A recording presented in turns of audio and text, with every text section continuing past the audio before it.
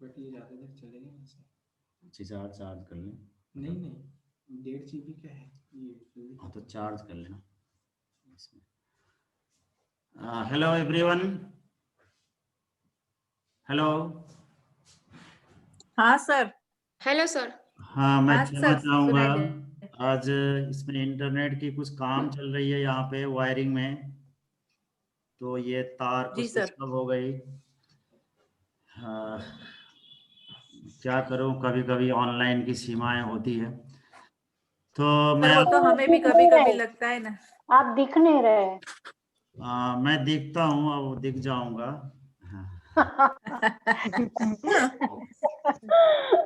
क्या करूँ, sometimes these are unexpected and indispensable हो जाते हैं लाइफ में कभी कभी। चलिए ठीक है, मैं आपसे बात कर रहा था।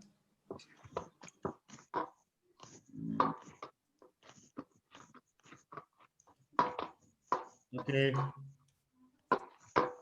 मेरी बात आपसे जो हो रही थी वो थी जब साधना की बात थी सर। जब साधना की बात थी। Very good. तो मैं जब साधना के क्रियात्मक पहलू के बारे में आपसे निवेदन कर रहा था। तो जब साधना में अगर आपको ऐतराज न हो तो मैंने निवेदन किया, गायत्री मंत्र का जप सर्व मान्य है, सर्व फलदायी है, सर्व शक्तिशाली है, तो आप इसका कर सकते हैं। ब्रह्म मुहूर्त या प्रातः काल इसके साधना के लिए सबसे अच्छा समय है।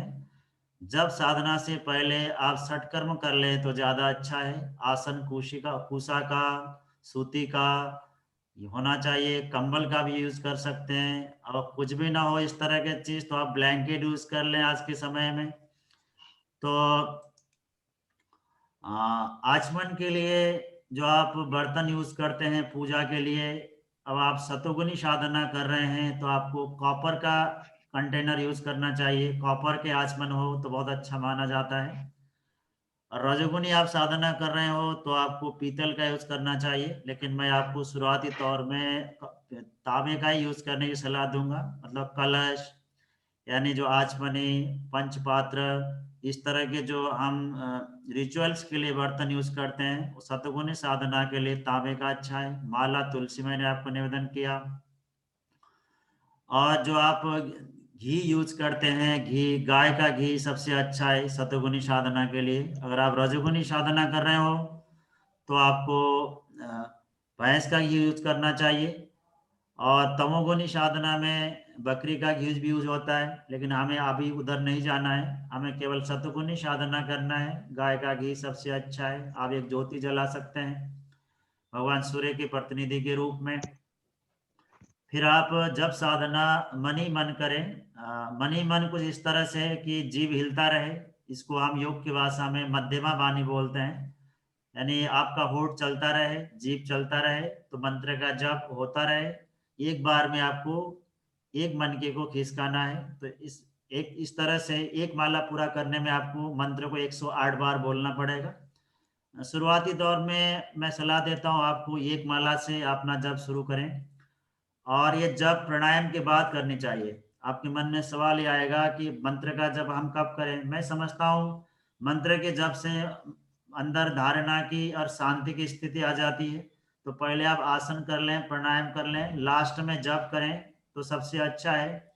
जप ही एक तरह से धारणा का अभ्यास भी है। जप ही जाके बाद में ध्यान में बदल जाता है, समाधि का रूप लेता है। योग के परमाचार्य ऋषि पतंजलि हमें योग शास्त्र में हमारे सिद्धि के 4 साधन बताते हैं, उसमें से मंत्र जप भी है। तो योग के मार्ग में मंत्र जप बहुत महत्वपूर्ण साधना मानी जाती है। इसमें आसन का अभ्यास, प्राणायाम का अभ्यास, धारणा का अभ्यास और ध्वनि की शक्ति, 4 चीजें इकट्ठे काम करती है। इसीलिए जब साधना का प्रभाव शरीर, प्राण और मन पे बहुत गहरा होता है। जप की साधना करने के लिए हमारी ध्यानात्मक आसन सदनी चाहिए। और इसी तरह से कुंभक का अभ्यास यानी प्राणायाम का अभ्यास अच्छा होना चाहिए। साथ साथ में धारणा की शक्ति भी जप में डेवलप होती है। हम मंत्र का अर्थ का चिंतन करते हैं तो एक तरह से धारणा की शक्ति बनती है। साथ साथ में जो मंत्र में एक रेजोनेंस क्रिएट होता है, वो हमारी सोमैटिक फिजियोलॉजी और साइकिक फिजियोलॉजी को बहुत सकारात्मक प्रभाव डालता है। जब मैंने आपको चक्र के बीजाक्षर और दलाक्षर के बारे में निवेदन किया था तो आपको बताया था कि हमारी हिंदू वर्णमाला के जो अक्षर हैं, ऋषियों ने चक्रों के दलाक्षर और बीजाक्षर के रूप में चेतना की उच्चतर अवस्था में एहसास किया और उनकी वर्णमाला की स्वरूप प्रदान की। उसको हम समझौत करके वर्ड्स बनाते हैं, सेंटेंस बनाते हैं, मंत्र का रूप देते हैं, तो उनके उच्चारण करने से जो रेजोनेंस साउंड क्रिएट होता है वो हमारी साइकिक सेंटर्स को भी प्रभावित करता है। इससे हमारी फिजिकल फिजियोलॉजी तो प्रभावित होती है, साइकिक फिजियोलॉजी भी मंत्र साधना से प्रभावित होती है। और मंत्र के बाद आप सूर्य भगवान को, सूर्य देव को जल के अर्घ्य दें तो बहुत अच्छा है। अर्घ्य आप तुलसी में दे सकते हैं, पीपल के पेड़ पे दे सकते हैं, आप केले के पेड़ में भी दे सकते हैं, लेकिन तुलसी सबसे अच्छा है। तुलसी की पौधा छोटा होता है, आप अपने टेरेस में, खिड़कियों में तुलसी की गमला रख सकते हैं। नित्य प्रति तुलसी को जल देना, तुलसी के सानिध्य में रहना, तुलसी से प्राप्त होने वाले वायु का सेवन करना, उसके एरोमा को लेना शारीरिक स्वास्थ्य संवर्धन के लिए, आध्यात्मिक उन्नति के लिए, योग साधना के लिए सर्वथा हितकर है। तुलसी इस धरती में ऐसे औषधि गुण से युक्त पौधों में है जिसकी जितनी भी महिमा की जाए उतनी ही कम है। It has highest preventive and medicinal value, it has the capacity to purify the air. जब आदमी मरने की स्थिति में जाता है तो हमारी परंपरा में ऐसा बोला जाता है कि उसको तुलसी के नजदीक बिठाओ।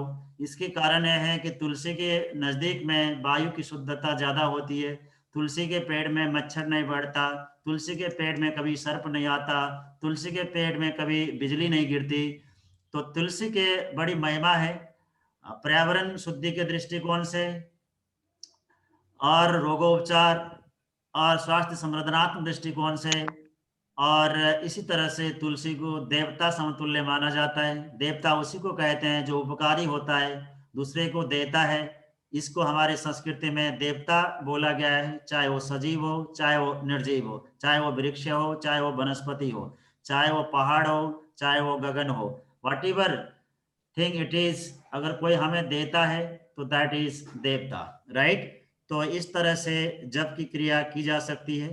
अच्छा तो यह है कि जब साधना के लिए आप अपने गुरु, अपने इष्ट के सानिध्य में जाके विधिवत दीक्षा लें और जब साधना करें तो ज़्यादा चिरस्थायी होता है और ज़्यादा फल देने वाला होता है। तो ये जब साधना की मैंने एक मोटी प्रारूप के बारे में आपको निवेदन किया। साथियों, अस्तित्व के अगला आयाम विज्ञानमय कोश है। संसार का और अपना ठीक ठीक और पूरा पूरा ज्ञान होने को ही विज्ञान वेताओं ने विज्ञान कहा है। यानी विज्ञान उसे कहते हैं जिसके सहारे से हम अपने बारे में और संसार के बारे में सभी तरह से सही सही ज्ञान प्राप्त कर सकते हैं। तो विज्ञान मन की वो शक्ति है जिसके द्वारा सेल्फ और यूनिवर्स के बारे में हम सभी एंगल से और सभी तरह से सटीक ज्ञान को प्राप्त कर सकते हैं। विज्ञानमय कोश की जागृति के लिए ऋषि ने हमें 4-5 साधनाओं का निर्देश दिया है। सोहम साधना, आत्मानुभूति योग, स्वरों का संयम और ग्रंथि वेदन साधना। यानी विज्ञानमय कोश की जागृति, सशक्तिकरण, शुद्धि और सिद्धि के लिए हमें इन साधना अभ्यासों को करनी चाहिए। अगेन ये साधना अभ्यास ध्यान के लेवल के हैं। सोहम साधना, आत्मानुभूति योग, स्वरों का संयम और ग्रंथि वेदन। तो ये जो विज्ञानमय कोश की साधना की शिक्षा दीक्षा योग के आदि देव भगवान शिव माँ पार्वती को प्रदान कर रहे हैं। पूरा संवाद ये भगवान शिव और माँ पार्वती के बीच में है। और वो आगे कहते हैं, हे पार्वती, जो इन साधनाओं को साध लेता है, इनमें सिद्धि प्राप्त कर लेता है, उसका विज्ञानमय कोश प्रबुद्ध होता है। उसके अंदर विवेक, ख्याति, रितम, प्रज्ञा जैसे उच्चतर ज्ञान का उदय होता है। वो त्रिकाल के ज्ञान को सिद्ध कर सकता है, यानी पास्ट, प्रेजेंट और फ्यूचर के बारे में जान सकता है, अपने बारे में जान सकता है, दूसरों के बारे में जान सकता है, ब्रह्मांड के ज्ञान विज्ञान के बारे में मैक्रो से लेकर मैक्रो तक जो भी वो चाहे उसकी सत्य का बोध ये कर सकता है। ये विज्ञान है। तो साथियों, जैसा कि मैंने आपको निवेदन किया, सोहम साधना, आत्मानुभूति योग, सूर संयम और ग्रंथि वेदन विज्ञानमय कोश की महत्वपूर्ण साधनाएं हैं। सोहम साधना के बारे में मैं आपको बताता हूँ। यानी हर श्वास के साथ परमात्म तत्व का प्रवेश, प्रश्वास के साथ जड़ता का, जीव का एहसास रखना, और बीच में अगर मैं सच कहूँ तो हम श्वास लेते हैं तो परमात्म तत्व का ब्रह्म की धारणा करना। जब हम श्वास को थोड़ी देर के लिए अनायास ही रोकते हैं तो प्रकृति के भाव में रहना। फिर जब हम श्वास को निकालते हैं तो जीवन की और जड़ता के भाव में रहना, ये सोहम साधना है। ये सोहम साधना प्राणायाम की अंतिम फल है। और सोहम साधना जब घटित होने लगता है तो सही तरीके से ध्यान की स्थिति बन जाती है और समाधि बदल जाती है। 24 घंटे हम इस तरह से सजग रहें, हर श्वास के साथ हमारे हर inhalation, with each and every inhalation we have to feel that the cosmic energy and the divine power is being ingested into the body, ऐसे भाव में रहना। और हर प्रश्वास के साथ आपने जड़ता और आपने नश्वरता को प्रश्वास के साथ निकाल देना, और दोनों श्वास और प्रश्वास के बीच प्रकृति के भाव में रहना, ये सोहम साधना है। इसको भी हम प्रैक्टिकली करेंगे। सोहम साधना करने में हमें 10-15 मिनट लगेगा। ये ध्यान की पूर्व साधना अभ्यास है, बहुत महत्वपूर्ण है, मन को शांति प्रदान करने वाला है, श्वास प्रश्वास को लयबद्ध करता है, प्राण की संतुलन को बिठाता है, और सोहम साधना प्राणायाम की अंतिम परिणति है। ये ऐसी साधना है जिसमें हम प्राणायाम की प्रक्रिया को फोर्सफुल नहीं करते। ये बहुत सजगता के साथ, बहुत सटल, और जैसे पतंजलि कहते हैं दीर्घ सूक्ष्म वाली शब्द, उसके साथ ये तालमेल खाता है। इसके हम क्रियात्मक अभ्यास जरूर करेंगे। इसके अतिरिक्त अगली साधना आत्मानुभूति योग है। आत्मानुभूति योग की साधना स्वामी विवेकानंद के पास थी, उनको ये साधना बहुत प्रिय था। इस साधना में हम शवासन की स्थिति में लेट जाते हैं, फिर अपने शरीर के सभी अंगों को मन से आदेश देते हैं, योग निद्रा की तरह। सभी अंगों से प्राण शक्ति को खींच के हम उसको हृदय गुफा में ले आते हैं। उपनिषद में हमारी आत्मा का स्थान हृदय को माना गया है, यानी संपूर्ण शरीर के प्राण को खींच के हम उसको हृदय गुफा में लाते हैं। ऐसे हम मानसिक आदेश देते हैं, इस ऐसे भाव भूमि में जाते हैं। फिर अपने संपूर्ण शरीर को एक नीले आकाश के रूप में एहसास करते हुए हम आत्म ज्योति का दर्शन करने की चेष्टा करते हैं अपने हृदय गुफा में। तो ये संक्षेप में आत्मानुभूति योग की साधना है। इसकी भी प्रक्रिया योग निद्रा की भांति लंबी है, इसको हम प्रैक्टिकल करेंगे। और इसी तरह से शोर संयम की बात भी विज्ञानमय कोश के साथ जुड़ी हुई है। साथियों, हमें अगर शोर साधना के बारे में जानना है तो शिव शोरोदय को पढ़नी चाहिए। उसमें स्पष्ट रूप में हमें बताया गया है कि हमें जीवन में कौन सी कर्म, कौन सी शोर के प्रधानता में करनी चाहिए। जैसे उदाहरण के तौर पे मैं आपको बता सकता हूँ, हमें अगर विद्या अर्जन करना हो तो हमें गुरु के पास बाएं शोर को चला के जाना चाहिए। अगर हमें सुरवीर काम करनी है, मैथुन आदि क्रिया करना है तो हमारा दाएं शोर चलना चाहिए। हमें आध्यात्मिक कर्म करना हो तो हमारी सुषुम्ना चलना चाहिए। इस तरह से जीवन के सभी कर्मों को किस शोर के साथ करना है और किस शोर के साथ करने पे हमें सुफल मिलेगा, हमें सफलता मिलेगा, ये बातें शोर शास्त्र में बताई गई है। इसका ध्यान रखना और उसी हिसाब से जीवन के कर्मों को करना एक शोर साधना है।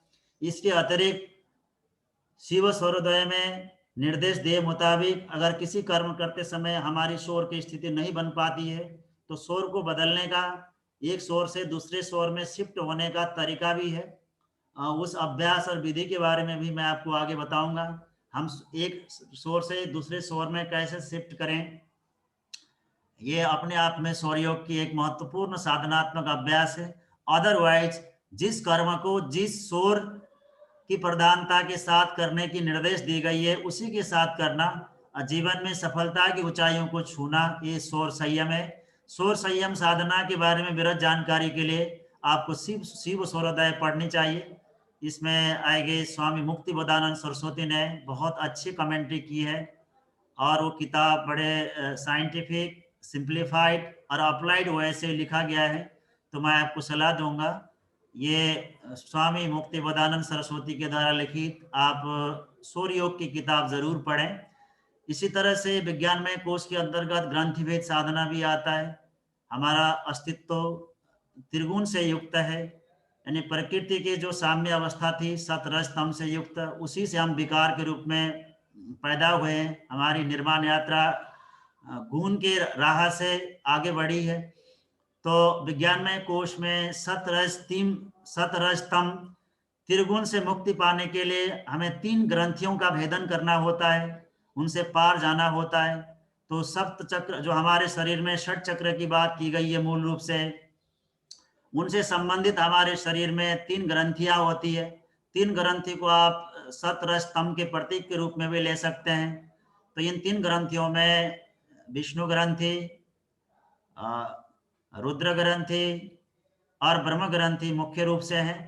अगर मैं सच कहूं तो हमारी मूलाधार और स्वादिष्ठान चक्र दोनों का जो केंद्र है ये हमारे रुद्र ग्रंथि है, इसका नाभि मूलाधार है। इसी तरह से हमारी अनाहत और मणिपुर चक्र मिला के हमारी विष्णु ग्रंथि बनती है, इसका केंद्र नाभि है। और हमारी विशुद्धि और आज्ञा चक्र को मिला के हमारी ब्रह्म ग्रंथि बनती है, और इसका मूल केंद्र मस्तिष्क का मध्य भाग है। यानी इसकी शाखाएं हमारी आज्ञा चक्र और विशुद्धि चक्र के रूप में प्रस्फुटित होती है, तथापि इसका मूल केंद्र मूल स्थान मस्तिष्क का मध्य माना गया है। तो ग्रंथि भेदन साधना भी जो की जाती है ये ध्यानात्मक है, भावनात्मक है, मानसिक है, तथापि इसमें कुछ प्राण की और फिजिकल एक्टिविटी भी जोड़ के की जाती है, तो ज्यादा सफल प्रदान करने वाली होती है। इस तरह से विज्ञानमय कोश की जागृति के लिए हम सोहम साधना, आत्मानुभूति योग, शोर संयम, ग्रंथि भेदन, एक साधना और होता है जिसको हम तत्वबोध और आत्मबोध कहते हैं। वो साधना भी हमारी विज्ञानमय कोश की है। और आत्मबोध और तत्वबोध साधना भी मानसिक लेवल में चलने वाली साधना है, जिसको हमें सुबह जगने के बाद बेड में और शाम को सोते समय करनी होती है। यानी आत्मबोध की साधना सुबह जागरण के बाद की जाती है, तत्वबोध की साधना हमारी बेड के टाइम में की जाती है। आत्मबोध की साधना में हम ऐसा फील करते हैं, हे परमपिता परमेश्वर, आपने मुझे मनुष्य के रूप में जन्म दिया, मेरी जिंदगी सीमित है, मैं एक दिन के लिए इस धरती में रहूंगा, इसीलिए मेरी आयु जितनी मिली है उतने आयु में जीवन में मैं ऐसे शुभ कर्म करूं, अच्छे कर्म करूं। इसके लिए आप शक्ति देना, भक्ति देना, ज्ञान देना। मैं समय के क्षण क्षण आपके पुरुषार्थों के कण कण को आपके याद करते हुए, आपको मन मस्तिष्क में बिठाते हुए शुभ कर्म में लगाऊंगा, अच्छा करूंगा। इस तरह से सुबह उठते ही संकल्प लेना आत्मबोध है। मैंने आपको संक्षिप्त में बताने की कोशिश करी। इसकी साधना अभ्यास भी मैं आपको प्रैक्टिकल में कराऊंगा। इसीलिए रात को सोते समय जो भी आपने दिन भर कर्म किया है, जो भी हमने आत्मबोध के समय आपने एक दिन भर की रूटीन तय करी है, उसकी समीक्षा करना। जो भी हमें सफलता मिले हैं उसकी श्रेय भगवान को देना, अपने आप को निमित्त मानना। जिसमें हमें असफलता मिली है उसको भी भगवान के चरण में डालना, और वो सफलता क्यों मिली इसको समीक्षा करना। क्या सावधानी हुई, पैसे की कमी हुई, बुद्धि की कमी हुई, क्या हमें उसमें कमी रही, उसको समीक्षा करना। और फिर उसकी सारी सफलता और असफलता का श्रेय ईश्वर को देते हुए उसके गोद में समर्पित हो जाना, एक नन्हे बच्चे के रूप में, छोटे बच्चे के रूप में माँ के गोद में, अपने इष्ट की गोद में समाने की भाव को रखना। फिर निद्रा के गोद में चले जाना। निद्रा भी काल का छोटा भाई है, क्योंकि हम सांसारिक दृश्य के प्रति, सांसारिक दुनिया के प्रति गहरी निद्रा में सजग नहीं रहते हैं, इसीलिए निद्रा को भी काल का पर्याय माना गया है। तो जब हम इस तरह से सफलता की असफलता की सारा का सारा श्रेय अपने इष्ट और अपने भगवान के चरण में, अपने गुरु के चरण में डाल देते हैं, तो हम सभी मन के डाटाओं से रहित हो जाते हैं। तो हमें अच्छी नींद आती है, गहरी आती है। और साथ में भावना करना, ये प्रार्थना करना है, ईश्वर आज मुझे जो असफलता मिली है वो किस वजह से है, उसमें असावधानी हुई या पैसे की कमी हुई, बुद्धि की कमी है, जिस चीज की भी मुझे कमी हुई हो, जिस कारण से मुझे असफलता मिली हो, वो मुझे दोबारा देना। और जब मैं कल जागूंगा, मेरा जागरण होगा, मैं होश में आऊंगा, तो ये सारी खामियों की आप पूरा कर देना, ताकि मैं दोबारा उस काम को सही तरीके से कर सकूं और सफलता को प्राप्त कर सकूं। इस तरह से कर्म कर्ता और कर्म फल, ये तीनों चीज को ईश्वर के शरण में अर्पित कर देना और निष्काम भाव से कर्म करना और अपने मन और बुद्धि की शोधन करने की चेष्टा करना, ये आत्मा, इसको आत्मबोध और तत्वबोध कहा जाता है। तो विज्ञानमय कोश की साधना की क्रियात्मक पहलू के बारे में मैंने आपको संक्षिप्त रूप से अवधारणा शेयर किया है। ये सारी साधनाएं मन को लुभाने वाली, एकाग्र करने वाली, बुद्धि को शोधन करने वाली, सिद्ध करने वाली उच्च स्तरीय साधनाएं हम गुरु के आह्वान करते हुए, ऋषि मुनियों की याद करते हुए और अन्य अपने पुण्य प्रताप की राशि को यूज करते हुए आगे की क्लास में करने की कोशिश करेंगे। तो मैं आज का डेलिब्रेशन यहीं पे रोकता हूं और थोड़ी देर के लिए प्रश्नोत्तरी के लिए प्लेटफॉर्म ओपन करता हूं।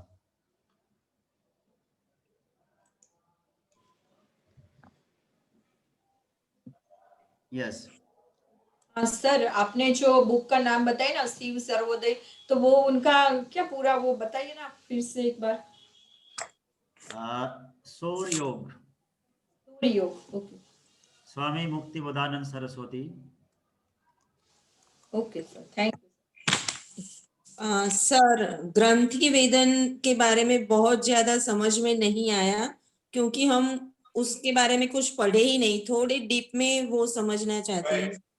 एक मिनट। ग्रंथि वेदन की हम साधना, अभ्यास, ध्यान धारणा करेंगे। अभी आपको कॉन्सेप्चुअल चीजें बता देता हूँ। यानी मनुष्य के शरीर में अष्ट चक्र की तरह 3 ग्रंथियां होते हैं। 3 ग्रंथियां होते हैं। एक का नाम रुद्र है, दूसरा का नाम विष्णु है, तीसरे का नाम ब्रह्म है। समझ में आ रहा है? तो ये 3 ग्रंथियां 3 गुण के गांठे हैं। यानी योग का मतलब होता है 3 गुणों से पार जाना, प्रकृति से परे जाना। ये योग का अंतिम लक्ष्य है।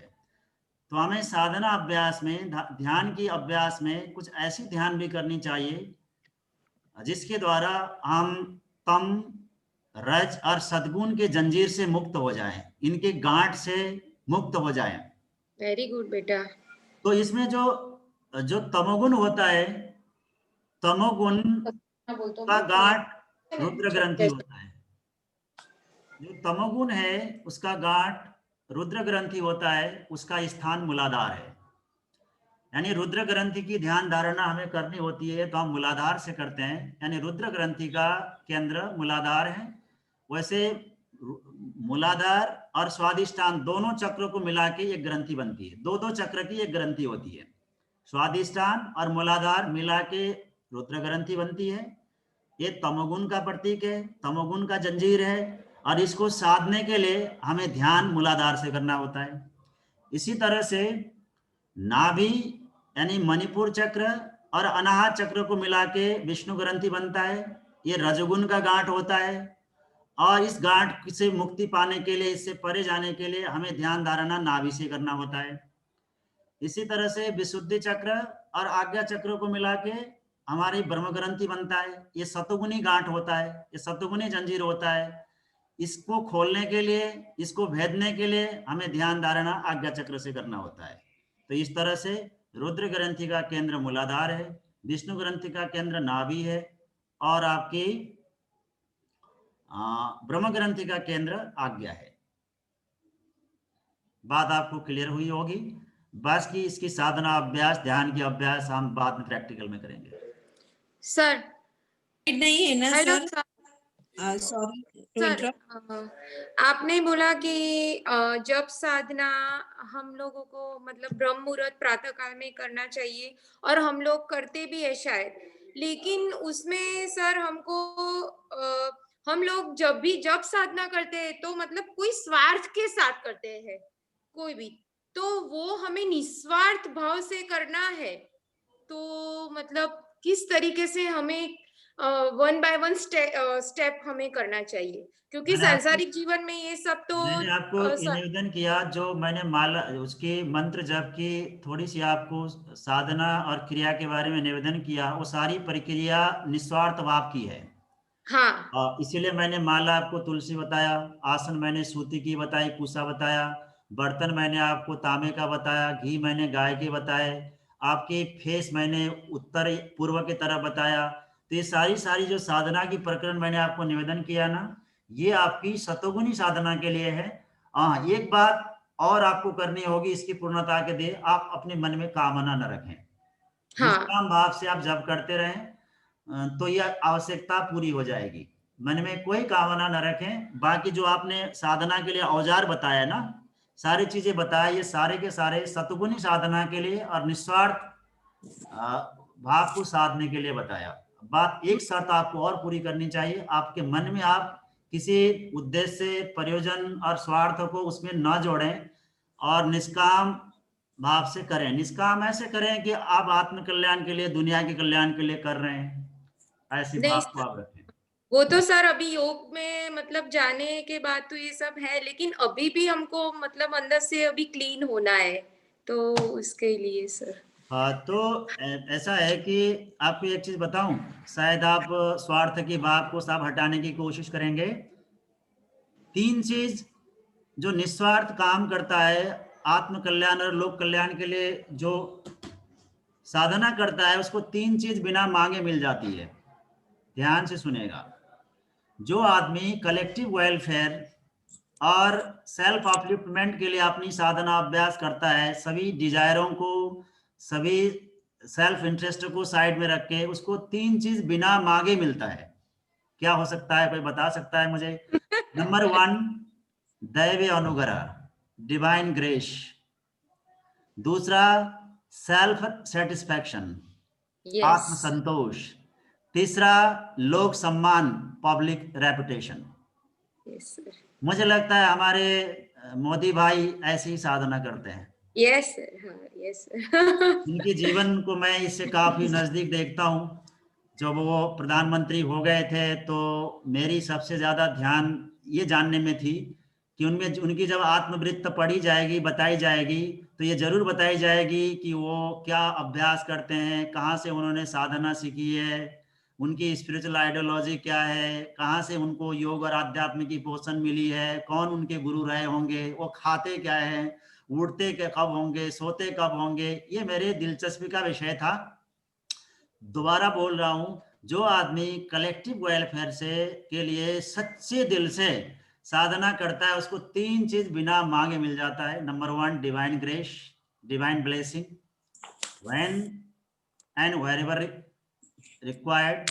नंबर 2, आत्म संतोष, सेल्फ सेटिस्फैक्शन। तीसरा, पब्लिक रेपुटेशन, सोशल यस यानी लोक सम्मान। अब आप बताइए, जीवन में इससे बड़े कुछ होता है?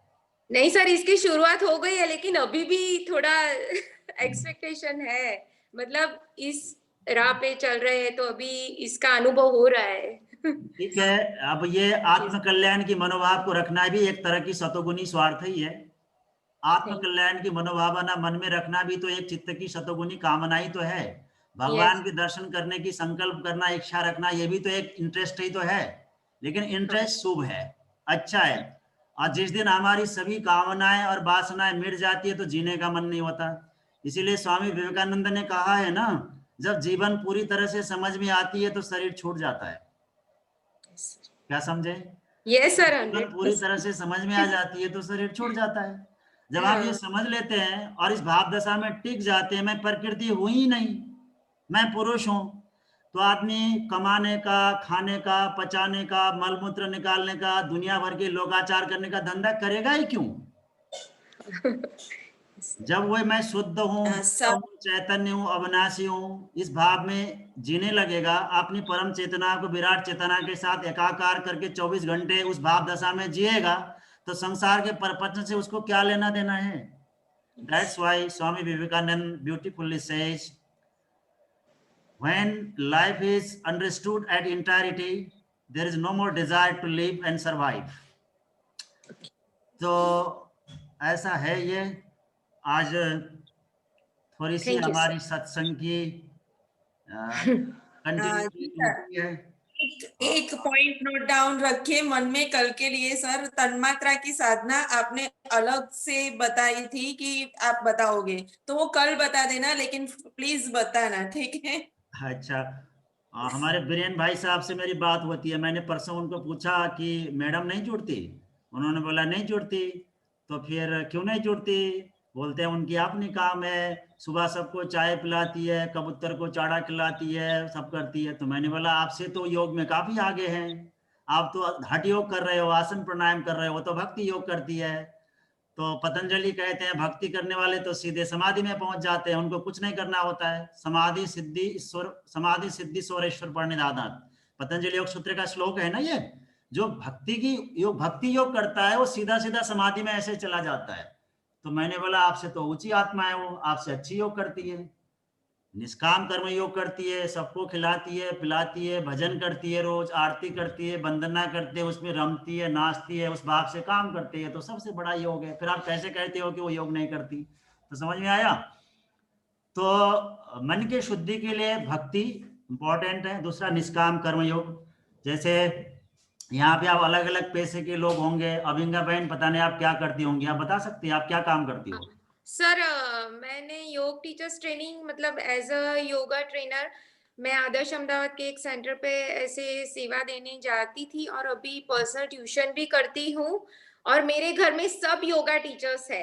और मेरे तो मदर इन लॉ चित्त शुद्धि की आत्म जो लोक कल्याण की भावना को कैसे बढ़ाया जा सकता है, मैं आपको एक सामान्य प्रैक्टिकल बताता हूँ। जैसे यहाँ पे डिम्पल बहन है, ज्योति बहन, मैं किरण बहन सबको देख रहा, सबकी अपनी अपनी एक्सपर्टीज होगी, अपनी जगह पे आप काम करते होंगे। जैसे मैं आपने से ही शुरू करता हूँ, इस बात को तो ज्यादा समझ में आएगा, आपका प्रोफेशन मुझे नहीं पता, मैं टीचिंग में हूँ। मैं आपको पहली बार जीवन में बता रहा हूँ कि मैंने जो 15 वर्ष योग सीखा और सिखाया, मैंने कभी 1 रुपए पैसे चार्ज नहीं किया। जो आपसे गुरु दक्षिणा बीरेन भाई ले रहे हैं, इनकी ये अपना विधान है, ये जीवन में मेरी पहली बार हो रही है।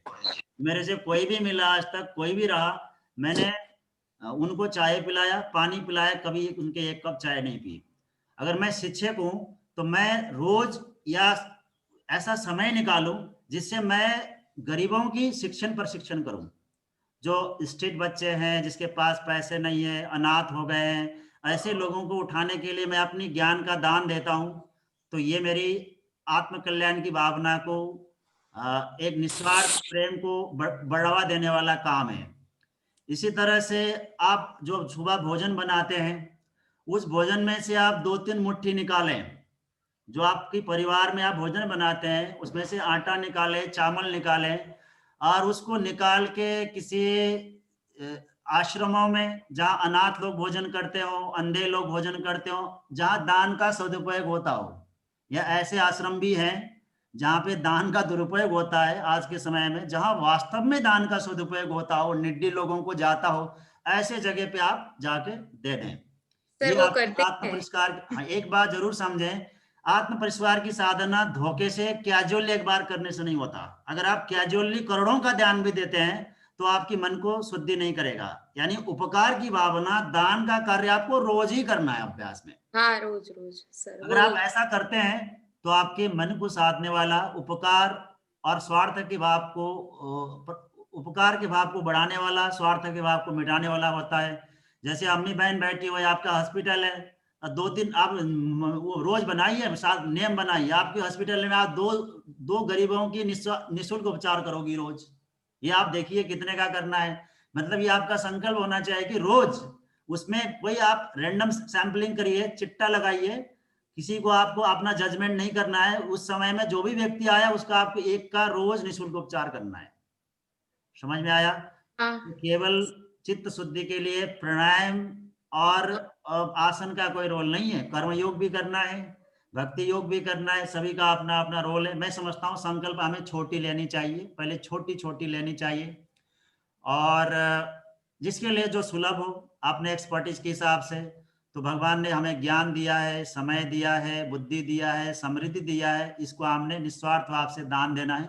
लोग इन दिनों दान भी देते हैं तो बड़े अक्षर में अपना नाम चाहते हैं। तो दान कभी आपने ख्याति के लिए नहीं दी जाती है, दान गुप्त होता है, दान आत्म पुरस्कार के लिए की जाती है। उसका श्रेय, सम्मान और ख्याति हमें एक्सपेक्ट नहीं करनी चाहिए। मार्ग तो यही है। नहीं सर, वो तो है, क्योंकि मेरे मदर इन लॉ की ब्रेन डेड हुई थी तो हमने किडनी हॉस्पिटल में उनके 5 ऑर्गन डोनेट किए अभी 2 साल पहले। मतलब वो बहुत आध्यात्मिक और तत्वज्ञानी थी, तो उनका तो मतलब इस तरीके से है घर में सब तो है। लेकिन अभी भी कुछ मतलब आगे जाना है तो एक लेवल आए ऐसी प्रार्थना करते हैं ईश्वर को। तो मैं सर आपको आज रिक्वेस्ट आपने करता बहुत हूँ अच्छी बात की, कि बहुत ही अच्छी बात आज की आपने जीवन में उतारने के लिए। Thank you sir. ये सारी बातें भगवान गुरुदेव हमको थोड़ा बता के सिखा के चले गए हैं। जब भी मैं आपसे बात करता हूं तो उनकी याद करता हूं, उनकी चीज़ को आपके साथ साझेदारी करता हूं। मेरे पास कहाँ से इतनी सामर्थ्य और ताकत है मैं विज्ञानमय कोश की साधना के बारे में आपको बताऊं और अभ्यास कराऊं। तो इसीलिए मैं आपको निवेदन करता हूं, योग की उच्च स्तरीय साधना आप कभी भी करें ना, आपने इष्ट और गुरु की आह्वान वंदना जरूर करें।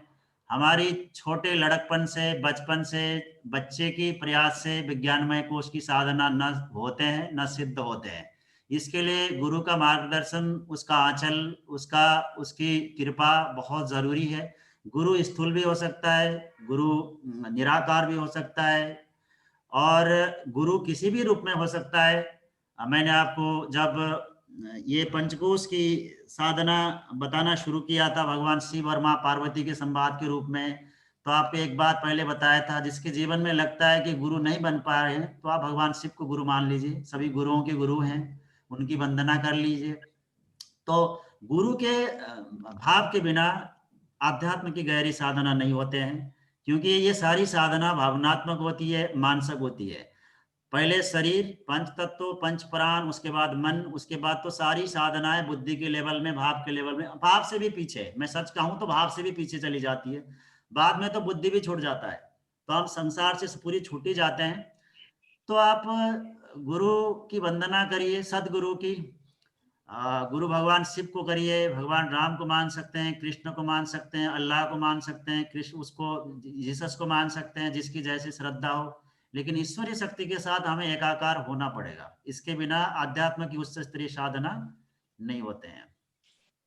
Thank you sir. लेकिन अभी तो आप ही हमारे गुरु है, आप इतना अच्छा पढ़ा रहे हो, तो आपका ऑरा ऑनलाइन है फिर भी इतना अच्छा है कि हम लोगों को एक मिनट भी मिस नहीं करने की इच्छा होती। तो थैंक यू वेरी मच। आपको बहुत बहुत धन्यवाद, और सारा का सारा इसका श्रेय हमें भगवान गुरुदेव को देना चाहिए।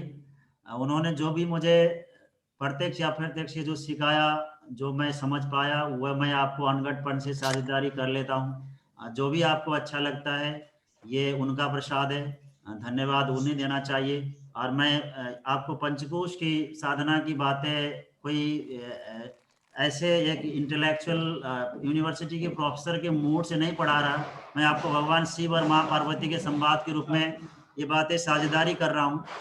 तो ये सबका श्रेय जाता है इसके आदि देव भगवान शिव को, वही आदि गुरु हैं, उनकी प्रथम शिष्या माँ पार्वती है। उनके ज्ञान विज्ञान को हमारे गुरुदेव ने धारण किया, और इसको सीखने की स्थिति हमारे लिए पैदा किया, तो इसका श्रेय उन्हें देना चाहिए, मैं ऐसा मानता हूं। आपकी भावना के लिए, आपकी जो भी मन में एक हमारे प्रति कृतज्ञता का भाव आता है, ये सब उनका है, मैं उन्हीं को ही समर्पित करना चाहता हूं।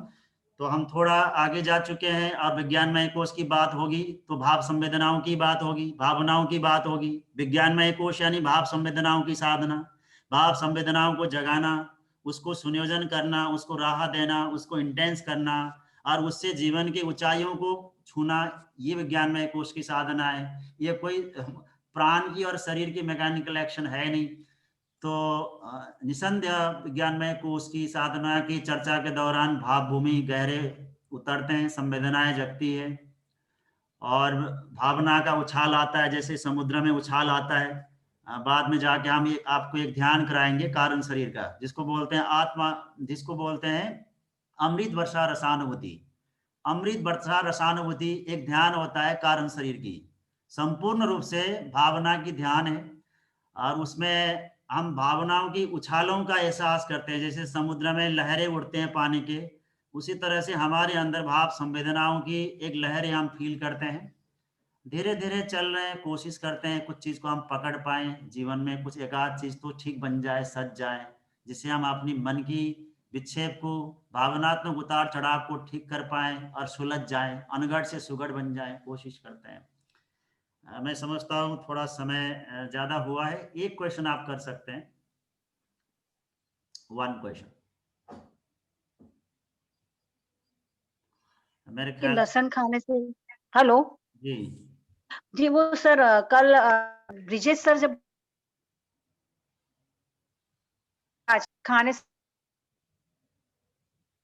होता है उसमें फायदा होता है, तो किस तरह से, मतलब क्या आप लहसुन की बात कर रही हो? हाँ जी, लहसुन और प्याज के लिए कच्चा प्याज आपने बोला था, लहसुन को छोटे छोटे पीस में करके उसको थोड़ी देर खुला रखना होता है। एग्जैक्टली। हाँ, वो क्या उसका लॉजिक क्या है, मुझे समझ में नहीं आया। लॉजिक ये है कि उसको हम उसके थोड़ा कद्दूकस करके 5 से 10 मिनट हवा में रख देते हैं, तो उसमें लहसुन में एक एक्टिव बायो कंपाउंड बनता है, उसका नाम एलिशिन है, that is highly antiviral, anti microbial, and that helps to release the platters from the gut, and moreover हमारे गट में जो लाभदायक फ्लोरा होता है माइक्रो ऑर्गेनिज्म का, उसको नर्चर करता है, पोषण करता है। और इसमें लहसुन में नेचुरल स्टेरॉइड्स भी होते हैं, नेचुरल स्टेरॉइड्स भी पाई जाती हैं। लहसुन को आप छिलके से खाते हैं तो that is very good source of prebiotic. इन दिनों प्रोबायोटिक्स और प्रीबायोटिक्स की डाइटरी सप्लीमेंट डिस्पेंसरी में, मेडिकल में काफी चलता है। तो लहसुन को मैं आपको सलाह दूंगा, एक तो मैंने वो तरीका बता दिया, लहसुन को आप छिलके से खाएं, लहसुन के छिलके को चबा के खाएं, तो उससे आपको बहुत अच्छा प्रीबायोटिक्स मिलता है। तो लहसुन में एलिशिन का रोल एंटी माइक्रोबियल, एंटीवायरल होता है, प्लस ये हमारी गट में जो लाभदायक बैक्टीरिया की फ्लोरा होता है उसको नर्चर करता है, पोषण प्रदान करता है। और दूसरी भी एक फायदा है लहसुन की, ये हमारे कोलेस्ट्रॉल को डाउन करता है, जो लो डेंसिटी लाइपोप्रोटीन है, ट्राइग्लिसराइड है, उसको मिनिमाइज करता है, एचडीएल को बढ़ाता है, और कार्डियक हेल्थ के लिए भी लहसुन बहुत अच्छा है। इसीलिए ब्रिजेश ने अपनी समझ के हिसाब से आपको लहसुन खाने की सलाह दी थी। बाकी इसका साइंस ये है, अगर आपको लगता है लहसुन के बायोकेमिकल कंपोजिशन और उनके जो प्रिवेंटिव और थेरापेटिक रोल के बारे में ज्यादा पढ़ना है, तो मैं रिसर्च पेपर आपको शेयर कर दूंगा, भेज दूंगा, ओके ताकि आप रिसर्च पढ़ लें। Okay, thank you sir. Sir एक चीज और खाली इसके लिए कि ये उस टाइम ऐसा बोला था, मैं आपको सुन नहीं पा रहा हूँ, आपकी इंटरनेट पुअर है।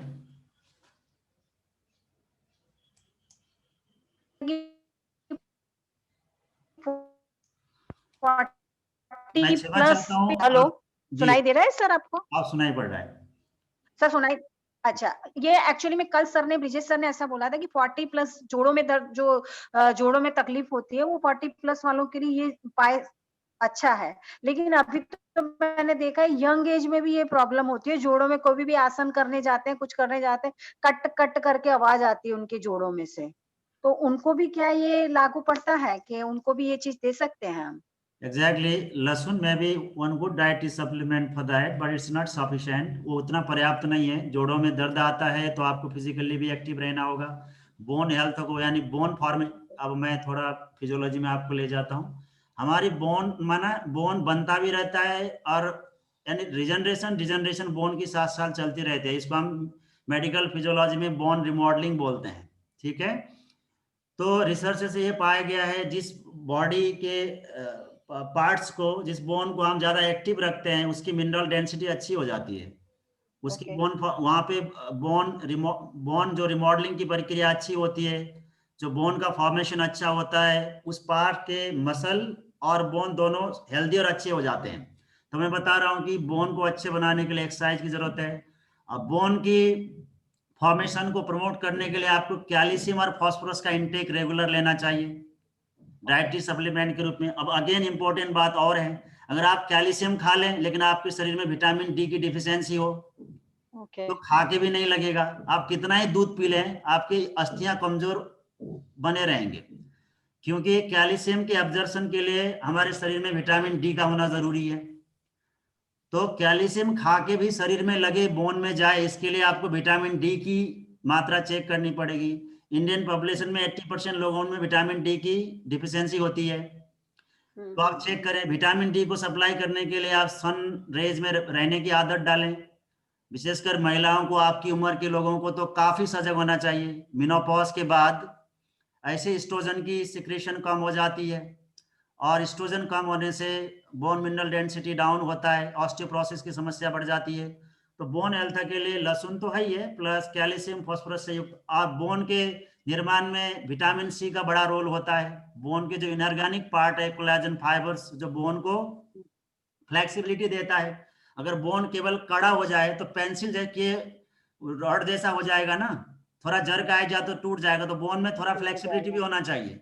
अब आगे झुकते हैं, पीछे जाते हैं, साइज में जाते हैं, जर्क आता है, केवल वो पेंसिल की रॉड जैसा हो ब्रिटिल, तो बोन क्रैक हो जाएगा। तो बोन में थोड़ा फ्लेक्सिबिलिटी भी चाहिए।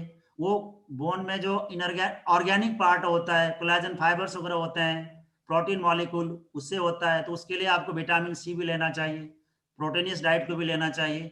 तो बोन हेल्थ को सही करने के लिए एक इंटीग्रल अप्रोच हमें अपनाना होता है। बाकी थोड़ा जब हम डिजीज में बात करेंगे ना, ऑस्टियोपोरोसिस, ऑस्टियोआर्थराइटिस, रिमेटॉइड आर्थराइटिस, तो वहां पे इन चीजों को हम ऑब्जेक्टिवली बात करेंगे। ठीक है, तो आज की बात यहाँ पे थैंक यू सर। समाप्त होती है प्रथम सेशन की। अब आपके पास थोड़ा कम समय है।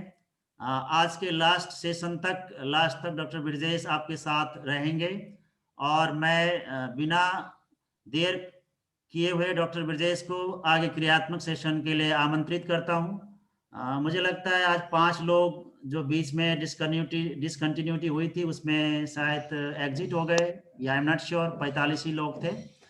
तो डॉक्टर ब्रिजेश आपको अंतिम तक आज योगाभ्यास कराएंगे।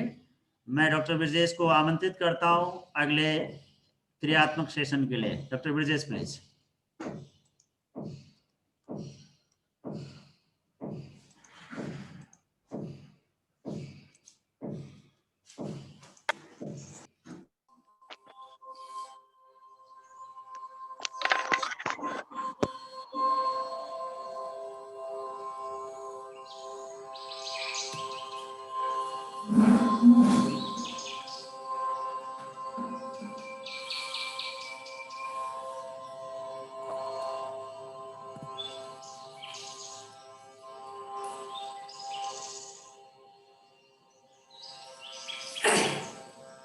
Namaste to all of you.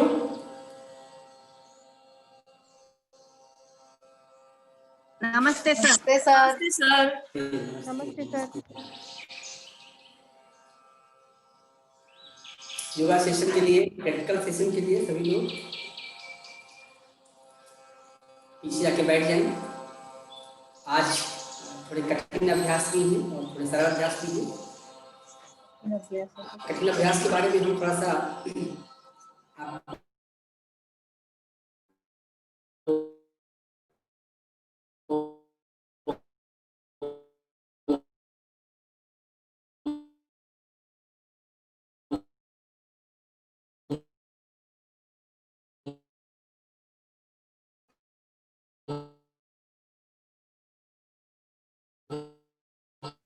Doctor Brijesh, आपकी आवाज नहीं सुनाई पड़ रही है। और खाना खाया हुआ रहता हूँ। तो बहुत सारे आसनों के क्रम में कुछ अभ्यास ऐसे भी होते हैं जिनको आदमी खाली पेट करे तो बहुत परफेक्ट होता है। तो उसी क्रम में आज कुछ आसनों का श्रृंखला ऐसा है जिसको मैं आपको सिर्फ प्रोसेस बताऊंगा। फाइनल पोस्चर करके में संभव नहीं हो पाएगा, बस मैं आपको प्रोसेस बता दूंगा कैसे करना है। बाकी जो सुटेबल होते हैं, मेरे समुचित होते हैं, वो मैं आपको करके दिखाऊंगा और बताऊंगा भी। तो इसी क्रम में हम लोग चलते हैं आसन के लिए, और आपको एक खास बात बताएंगे। म्यूजिक બધા ભીનું છે, બધું મારી મેટ ભીની થઈ છે।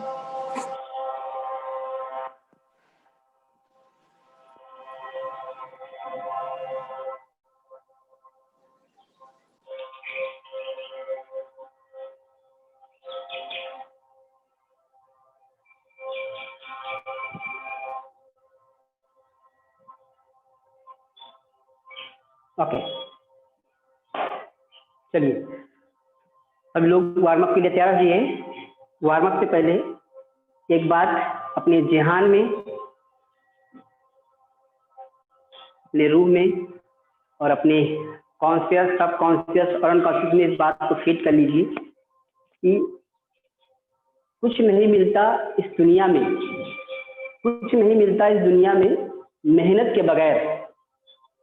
मुझे मेरा साया भी अक्सर धूप में जाके मिलता है। जब तक आप लाइव मेरे साथ में योग अभ्यास नहीं करेंगे, ये सोचिए कि आप योग की गूढ़ विद्याओं को सीख,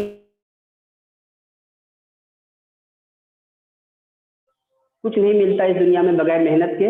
आपको कुछ सीखना है योग के लिए, तो आपको कहीं ना कहीं लाइव में आना पड़ेगा, कहीं ना कहीं आपको क्लाउड में आना पड़ेगा, कहीं ना कहीं अपने कैमरे को ऑन करना पड़ेगा।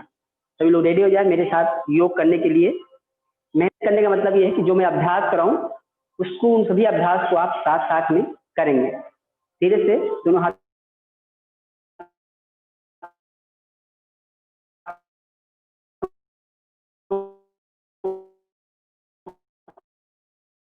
को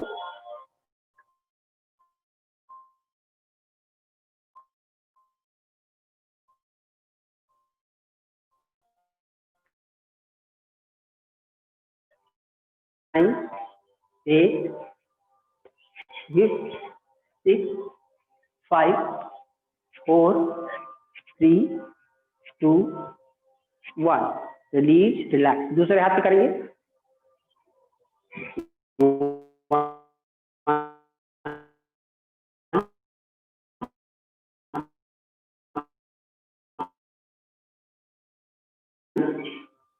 टेन, अपोजिट डायरेक्शन में करेंगे।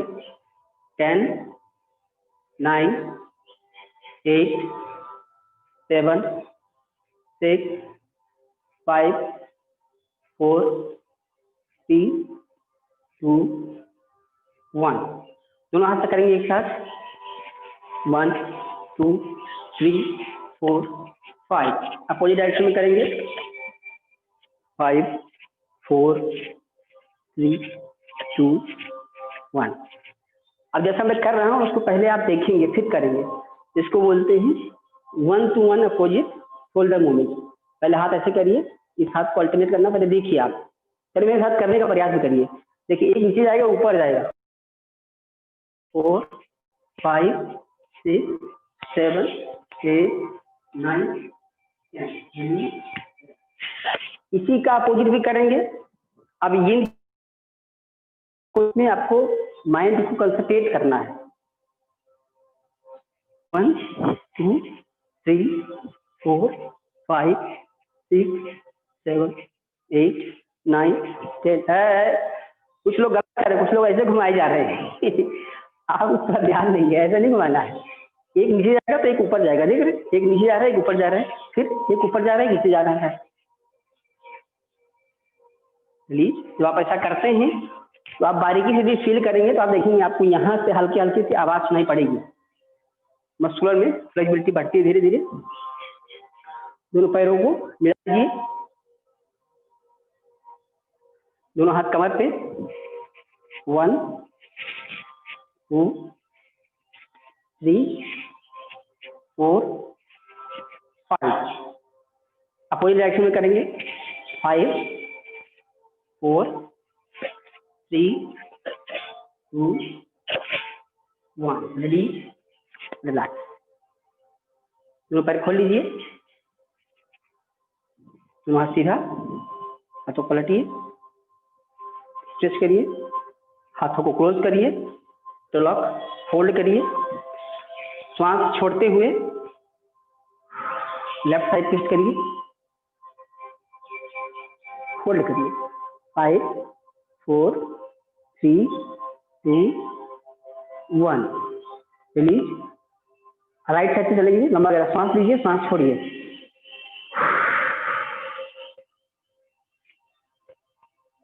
5, 4, 3, 2, 1। Release, relax. इसी में हम डायनामिक त्रिकोणासन करेंगे। 1, 2, 3, 4, 5 6 7 8 9 10 पास करेंगे 1 2 3 4 5 6 7 8 9 10 रिलीज रिलैक्स। दोनों हाथों को पहले सामने रखिए ऐसे, फिर धीरे धीरे धीरे उठेंगे।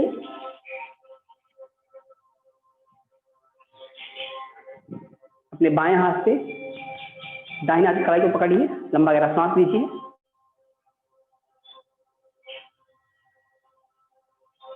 अपने रेस्पिरेशन के रेशियो को नॉर्मल करिए।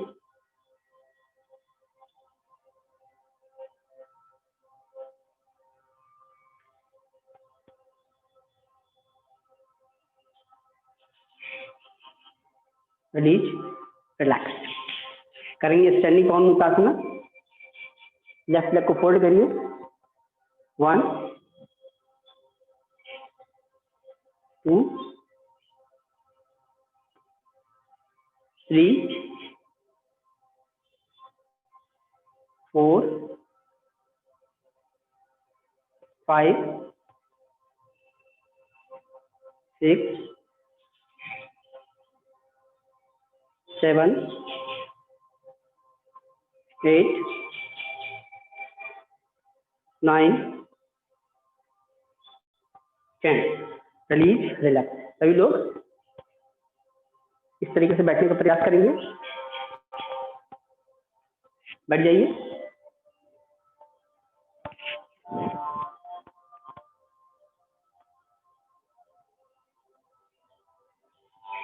लंबा गहरा सांस लीजिए।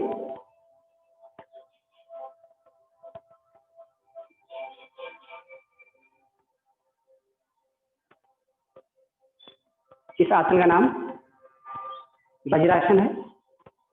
यदि नैना जी और जोशी जी के घुटने में ऐसी कोई दिक्कत हो तो इसका अभ्यास ना ही करें तो अच्छा रहेगा। आप सामान्य स्थिति में बैठ सकते हैं। यदि घुटने में कोई दर्द हो, वो लोग इस आसन में ना बैठे, सुखासन में बैठ सकते हैं। हम लोग अपने टेक्स्ट बुक के जो हमारे सीरीज हैं उनकी तरफ आगे बढ़ते हैं, आसनों की तरफ। उससे पहले थोड़ा सा आप लोग अपनी जगह पर लेट जाइए, पाया करवट लेते हुए।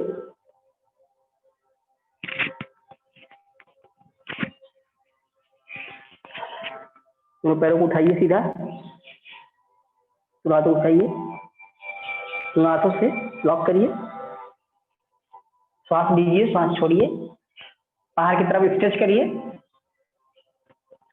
थोड़ा देर होल्ड करिए, पूरा श्वास बाहर फेंकिए, फिर श्वास लीजिए, श्वास छोड़िए, पैरों को स्ट्रेच करिए बाहर की तरफ, श्वास लीजिए, श्वास छोड़िए, पूरा श्वास लीजिए, पूरा पेट बाहर आना चाहिए, श्वास लीजिए, श्वास छोड़िए, पूरा श्वास लीजिए, श्वास छोड़िए। 1 2 3 4 5 6 7 8 9 10 रिलीज रिलैक्स।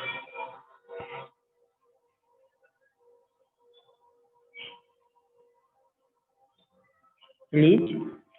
बायां करवट लेकर के उसके बैठ जाइए।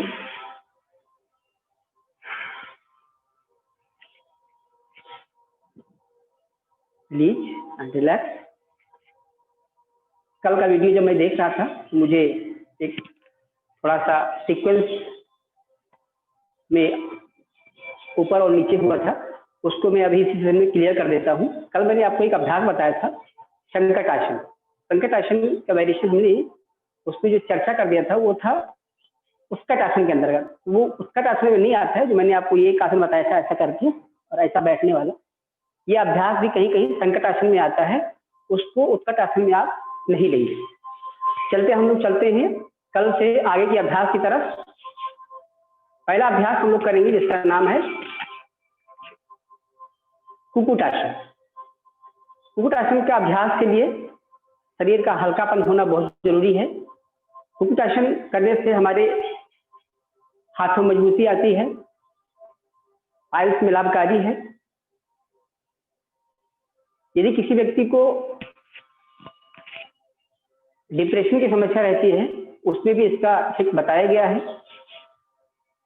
कोई व्यक्ति इंसोमेनिया से ग्रसित है उसके लिए भी इसका अभ्यास बताया गया उसको। और जो लोग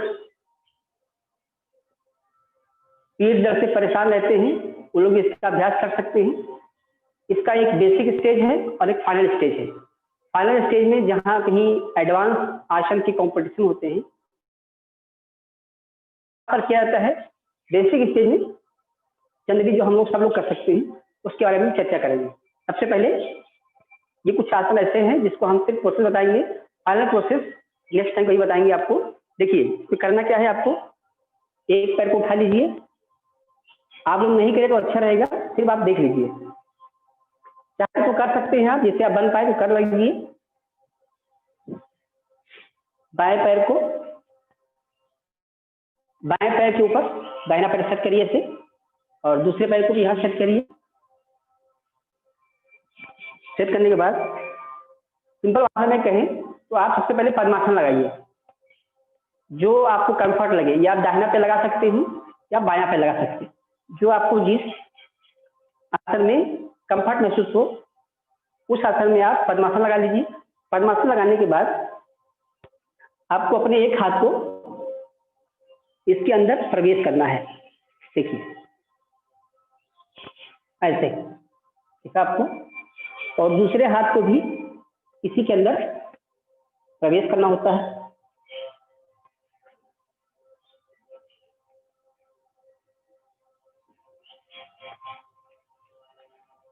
देखिए ये करने के बाद इसी अभ्यास को आप थोड़ा सा उठाने का प्रयास करेंगे।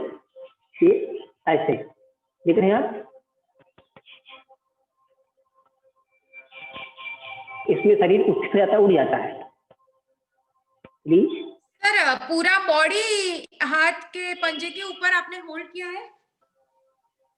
हाँ देखिए उसमें क्या होता है, जब आप अच्छा अभ्यास करेंगे, लंबे प्रैक्टिस हो जाएंगे, तो ये जो हिस्सा है इतना इसमें जिसको हमने देख रहे, हाँ हाँ ओके सर, ये हिस्सा ज्यादा उठने लगता है।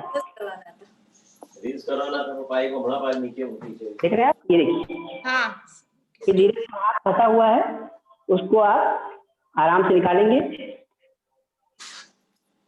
यहाँ स्पेस कम मिलता है, आपको बहुत फोर्सली अंदर इंटर करना पड़ता है। इंटर करने के बाद आप उसको बैलेंस करिए और हाथों के पंजों को खोल करके उठाना होता है। जहाँ कहीं कंपटीशन होता है उस स्थिति में लोग इसको बहुत ज्यादा उठाते हैं। लंबे अभ्यास के लोग, जिनका अभ्यास लंबा रहता है, वो लोग ज्यादा उठाते हैं। आप लोगों को सिर्फ जितना मैंने दिखाया है उतना ही करना है।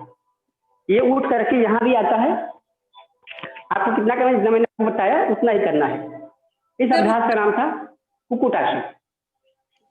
सर इसका साइंटिफिक हम लोग चलते हैं। जी बोलिए। रीजन क्या है कि इंसोमेनिया और डिप्रेशन में ये हेल्प करता है? हाँ बिल्कुल बिल्कुल। डिप्रेशन में क्या होता है, डिप्रेशन जो व्यक्ति पीटीएसडी का शिकार होता है, पोस्ट ट्रॉमेटिक स्ट्रेस डिसऑर्डर, ऐसे लोग, और जिनको कोई बहुत बड़ी समस्या, हताश निराश वाली चीजें हो गई हों, जो दुखद घटना से ग्रसित हो गए हों, ऐसे लोग भी इसका अभ्यास करते हैं तो उनके अंदर सोमेटोसाइकिल लेवल पे इफेक्ट करता है। मतलब आपने जो स्थिरता लगाई शरीर पर, जो अपने शरीर से स्टेबल किया, इसमें हमारी नाड़ियां प्रेस होती हैं, और नाड़ियां प्रेस होने के कारण जो व्यक्ति बहुत ज्यादा उदास रहता था, एक्टिव नहीं रहता था, उसके थॉट प्रोसेस बहुत स्लो हो गए थे, जब ये ऐसा अभ्यास करता है तो उसके सोमेटोसाइकिल लेवल पे इफेक्ट करता है, उसका डिप्रेशन लेवल धीरे धीरे डाउन होने लगता है। Thank you sir. और पाइल्स में भी बहुत लाभकारी है। किसी को पाइल्स की समस्या हो, piles in the sense anus part होता है, हल्का हल्का बाहर की तरफ आने लगता है, जब आप इसको होल्ड करते हैं तो आपने कहा ना, मैं यहाँ तो घुसा ही देता हूँ, ये हिस्सा जब पूरा आता है तो ऐसा करने से जो एनएस के आसपास के मसल्स होते हैं फोल्ड करने के लिए वो ऊपर की तरफ जाते हैं। उससे क्या होता है, जो पायलट की स्थिति में मसल्स बाहर की तरफ आए रहते हैं, इन्फ्लामेट हुए रहते हैं, उसमें भी इसका इफेक्ट पॉजिटिव देखा गया है। आपको जितना बताया गया है उतना करिए, लेकिन आप चाहे तो इसमें और भी एक वेरिएशन है, सरल वाला वेरिएशन है, उसको भी आप कर सकते हैं। जैसे मान लीजिए एक पैर को फंसा लीजिए और एक पैर को बाहर से रख लीजिए, ठीक है। एक हाथ में आपको ज्यादा स्पेस मिल जाएगा, इतना स्पेस मिल गया, ठीक है। तो इतना स्पेस मिल जाए, फिर आप दूसरे हाथ को साइड से सेट कर दीजिए ऐसे, है ना। फिर यहाँ से भी आप उठ सकते हैं ऐसे करके, आपको ये तरह इजी पड़ेगा। ये जो आपको कंफर्ट महसूस हो उसी अभ्यास को आप करें, क्योंकि शरीर का भार 65-70 के आसपास रहता है। ज्यादा आप इफर्ट करेंगे तो हल्का सा कहीं मोच आने की संभावना रहती है। अगले अभ्यास की तरफ चलते हैं, जिसका नाम है कूर्मासन। कूर्म का टॉर्टवाइज से है। सर, हाँ बोलिए। सर जैसे आपने बताया ये आसन अगर इस तरीके से करें हम, आप देखिए प्लीज, दूसरे पैर को ऊपर ले लिया, फिर जी। ऐसे निकाला, तो जी। एक पैर थोड़ा आगे रहता है। बिल्कुल बिल्कुल। नाम का रिपीट कीजिए। कुक्कुटासन। सर ऐसा चल सकता है ना? ये देखिए, आपने हर व्यक्ति के क्षमता पर डिपेंड करता है, आपकी कैपेबिलिटी कितनी है, आपकी फिजिकल स्टेमिना कितनी है। वैसे कहा गया इसका अभ्यास जो है आदमी अधिकतम होल्ड करे, तो होल्डिंग बैलेंसिंग और होल्डिंग आसन ही है।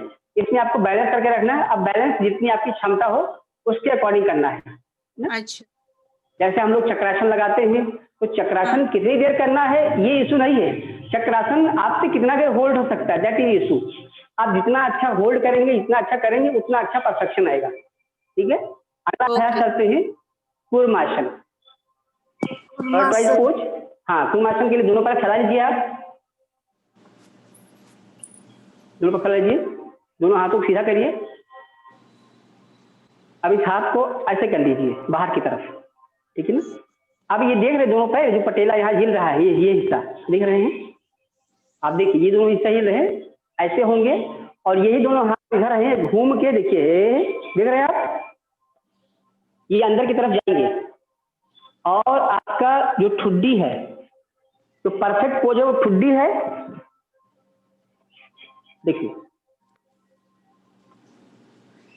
नीचे लाइए, सांस छोड़िए, इसको अंदर जाने दीजिए, और जाने दीजिए, और जाने दीजिए, और बिल्कुल सीधा आपका माथा ठुड्डी जमीन पर। मेरा पूरा दिख रहा है इसके।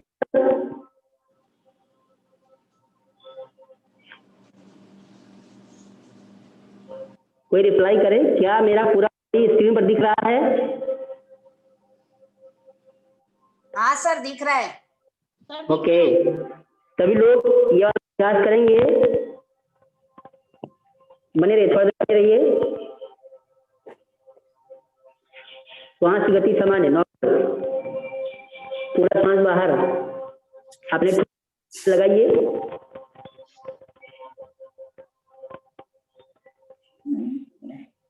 रिलीज, धीरे उठेंगे,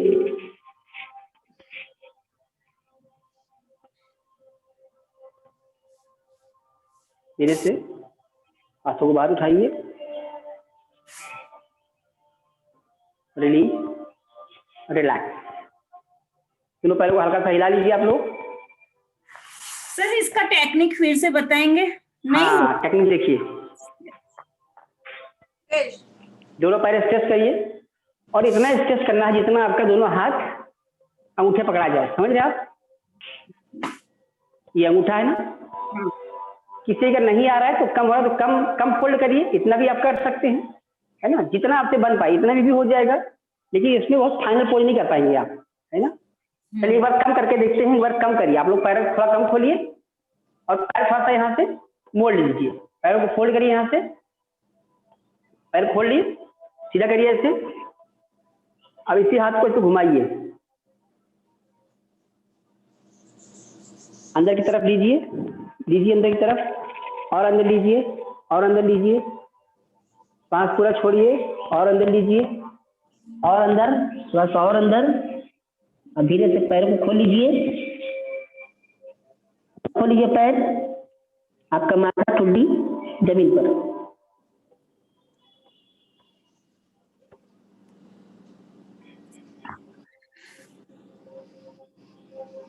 रिलीज, रिलैक्स।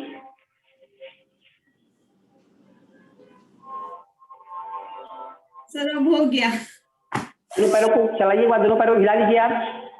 सर अगर आगे पिलो रख के हम लोग कर सकते हैं ना, स्टार्टिंग में तो इतना नीचे नहीं आ सकते तो। बिल्कुल, देखिए मैंने आपको कहा ना, देखिए आसन क्या होता है, practice make a man perfect. मैं इस फील्ड में 2004 से हूँ और मैं आपको जो दिखाता हूँ, पहले मैं आपको बताता हूँ टेक्स्ट बुक के अकॉर्डिंग, फिर मैं बताता हूँ जनरली क्या पर्सनल में है, फिर मैं आपको बताता हूँ कि आप कैसा कर सकती हैं, कौन सा करना उचित रहेगा।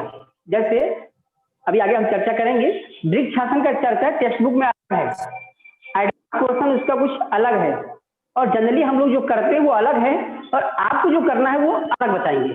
तो अलग अलग वेरिएशन है, आपको सुटेबल कौन सा बैठता है। आप एडवांस कर पाते हैं कि टेक्स्ट बुक में वो कर पाते हैं। आगे हाथ नीचे डाल के आप आगे है ना, एकदम नीचे फ्लैट हो गए, आगे बॉडी, अपर बॉडी आपने आगे कर दिया ना।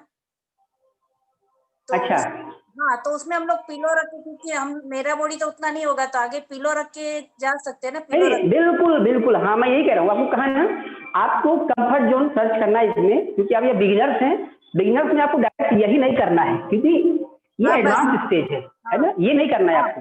आपको बीच में कोई पिलो रख लेना है, कोई कपड़ा हो, कोई कुछ भी हो जिसमें आप कंफर्ट महसूस करें। क्योंकि देखिए पैर खोल करके आपको यदि यहाँ जाना होगा तो थोड़ा सा दिक्कत होगा, थोड़ा सा अनकंफर्ट महसूस होगा आपको, इतना नहीं करना है आपको, ठीक है ना। इसमें बीच में जा करके आपको ऐसा कोई सपोर्ट हो तो यहाँ आप होल्ड कर सके, इसको अंदर लेकर के आप अंदर होल्ड कर सके और सपोर्ट के रूप में से रख सके, यहाँ पर आपको होल्ड करना है। रिलीज, दोनों पैर पहले हिलाइए आप लोग, और हिलाते हुए पास लाइए।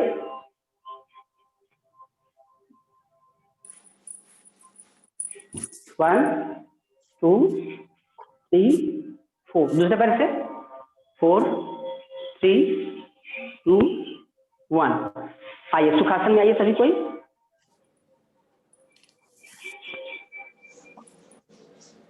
लंबा गहरा सांस लीजिए,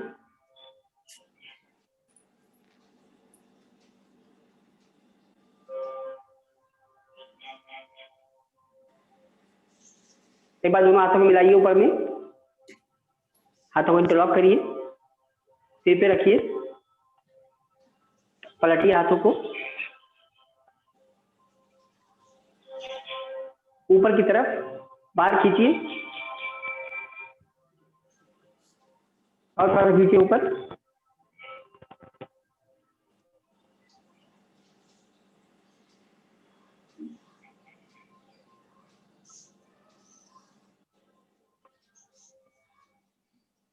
रिलीज, रिलैक्स। ये इसलिए मैंने बताया है कि अभी आपने देखा होगा जब मैंने दोनों हाथों को अंदर स्ट्रेच किया था, ये इसका काउंटर पोज है। पूरे बॉडी के नीचे से ये दोनों हाथ जाते हैं तो हमारे जो स्कैपुला के मसल्स होते हैं, जो डेल्टोइड मसल्स होते हैं, और यहाँ के स्कैपुला के पास के मसल्स होते हैं, उनमें थोड़ा सा इनर खिंचाव आता है, उसको नॉर्मल करने के लिए ये आपको स्ट्रेच करना बहुत जरूरी होता है। ठीक है, चलिए अगला अभ्यास करते हैं हम लोग, उत्तान कूर्मासन। उत्तान कूर्मासन का अभ्यास ठीक उसी तरीके से है जैसे अभी आपने किया था कूर्मासन का अभ्यास। कूर्मासन कछुए की तरह आपने उठाया था, इसमें भी 2 वेरिएशन है, मैं आपको बता देता हूँ। पहला वेरिएशन देखिए, कहीं कहीं इसका वेरिएशन जो देखने को मिलता है उसमें लोग दोनों पैरों को ऐसे मिला लेते हैं, देखिए आपको दिख रहा होगा, दोनों पैरों के अंगूठों को मिला लेते हैं और हल्का सा पैर को खोल लेते हैं। ठीक है, बात समझना, पैर को खोलना है और अंगूठे मिलाने हैं। ठीक है,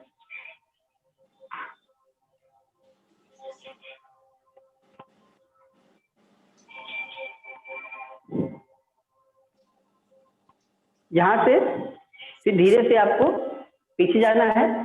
जाते समय आप प्रयास करिए सिस्टमेटिक तरीके से जाएं, जैसे आप पहले फोल्ड कर लीजिए, बाएं तरफ से जाइए, पिछवा से सहारा ले लीजिए, फिर ऐसे जा करके आप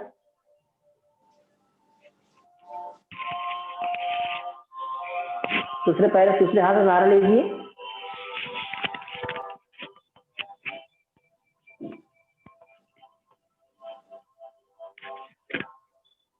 ऐसे करके, और दोनों हाथों से ऐसे कर लीजिए आप। कहीं कहीं इसका वर्णन मिलता है, सुप्त वज्रासन कहते हैं सर। हाँ, ये उत्तान कूर्मासन में आता है, कूर्मासन का उल्टा होता है।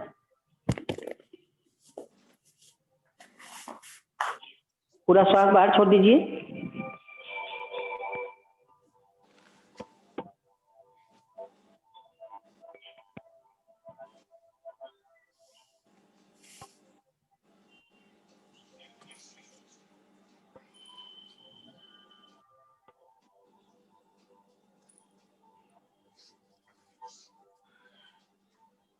Release, relax. फिर से बाया करवट लेते हुए उठना है आपको।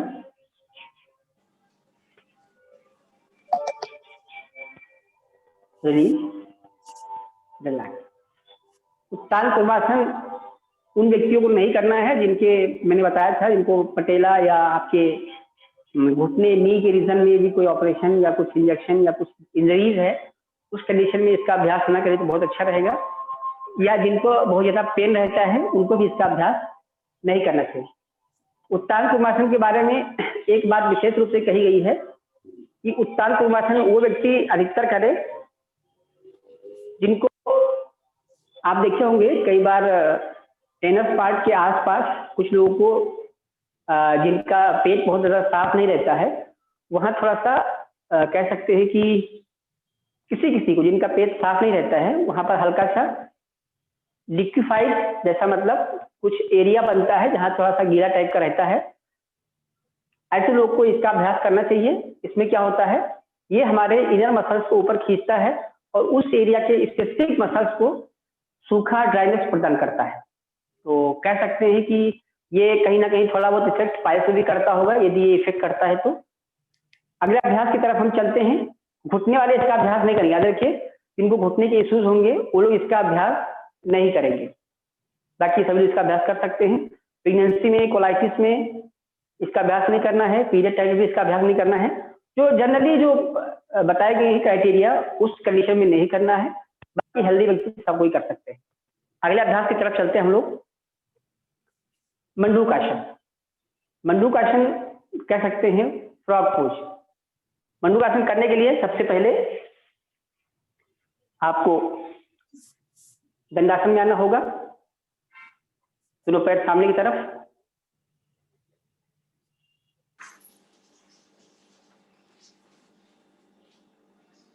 अब धीरे से अपने बाएं पैर को फोल्ड कर लीजिए, धीरे से दूसरे पैर को फोल्ड करिए। जिनको कहीं कोई दिक्कत हो वो लोग पिलो का, अपने कंफर्ट टूल्स का, अपने कंफर्ट प्रोप्स का यूज कर सकते हैं आप, जैसा आपको कंफर्ट महसूस हो। ठीक है, इसमें एक विशेष नियम बताया गया है। देखिए, जो मंडूकासन कहा गया है फ्रॉग पोज, उसमें एक पैर को ऐसे खोलना है। देखिए, एक पैर ऐसे खुल गया और दूसरे पैर को भी आपको ऐसे खोलना है। ठीक है, और थोड़ा सा पैरों के बीच गैप दे करके आपको ऐसे बैठना है। समझ रहे आप? आपको दिख रहा होगा शायद। दैट मीन्स कौन सा आसन है ये? कोई रिप्लाई करे, कौन सा आसन? मंडूकासन। मंडूकासन। लेकिन मंडूकासन ये है, टेक्स्ट बुक में तो इसका वर्णन है, और हम लोग करते कौन सा है? वो दोनों हाथ रखने वाला। उसमें भी वेरिएशन है, कुछ लोग ऐसा रखते हैं, कुछ लोग ऐसा रखते हैं, कुछ लोग क्लोज कर लेते हैं। जिनको घुटने में कोई इश्यूज हो वो व्यक्ति इसका अभ्यास नहीं करेंगे। तो इसमें उठेंगे आप तो पहले घुटने को सीधा करेंगे। याद रखिए, पहले घुटने को सीधा करेंगे, फिर सेम अभ्यास 1 2 3 4 5 6। दूसरे पैर से 1 2 3 4 5 6। Release, relax. देखिए आपका पैर हल्का हो गया होगा। ये तो हो गया मंडूकासन।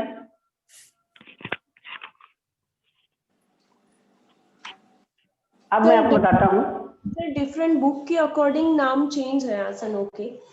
जैसे जी? आपने बुक के, जैसे ये आपने बोला कि ये हड्डियों के, अरे घेरन संहिता के अकॉर्डिंग आप करवा रहे हो ना सर? हाँ, क्या कह रहे हैं आप? मैं ये पूछ रही हूँ कि ये घेरन संहिता के अकॉर्डिंग इसको आप मंडूकासन बोलते हो, राइट? हाँ हाँ, और बाकी दूसरी बुक्स में मंडूकासन की वेरिएशंस डिफरेंट बताए हुए हैं। देखिए होता क्या है, जब आदमी जैसा ऐसा करता है, जैसे नाड़ी शोधन प्राणायाम हमारे गुरुदेव ने अलग कहा है, उसी नाड़ी शोधन प्राणायाम को पतंजलि में अनुलोम विलोम प्राणायाम कहा गया है। आप Yes. जनरली कहने में कपालभाति को प्राणायाम कहती हैं। इंडियन टेक्स्ट बुक में आप पढ़ेंगे तो धोती, नेति, धोती, बस्ती, नौली, त्राटक, कपालभाति। कपालभाति मीन्स क्लीनिंग प्रोसेस क्रिया में आता है, लेकिन जनरली क्या कहते हैं आप?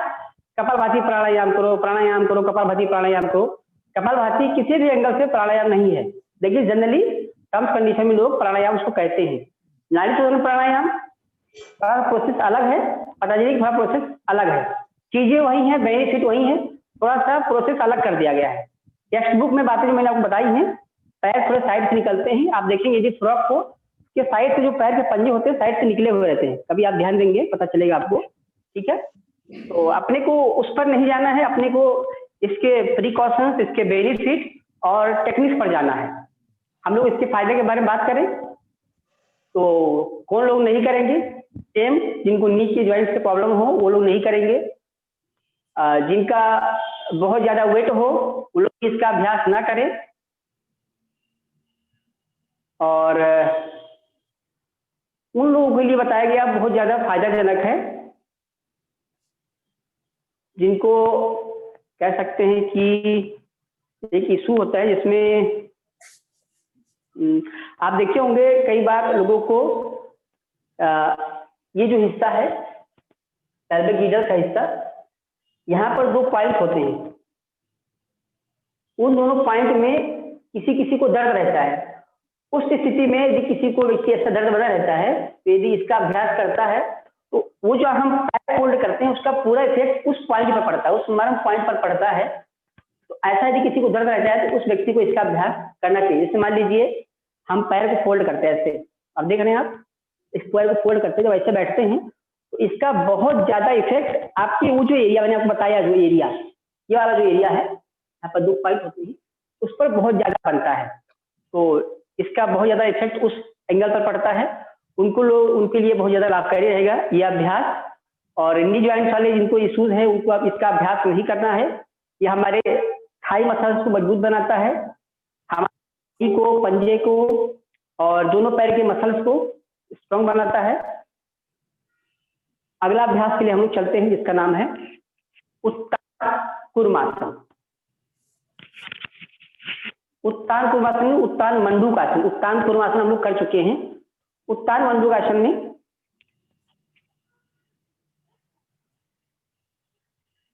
उत्तान मंडूकासन कैसे कहा गया है आपको समझना है। दोनों पैरों को मिलाना है इससे,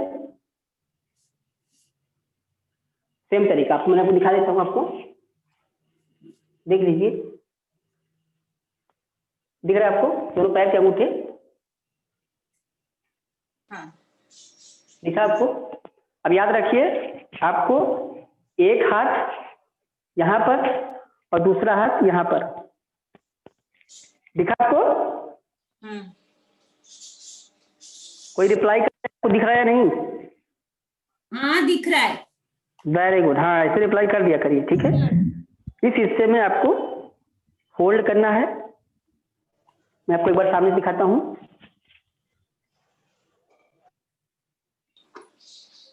इस हाथ से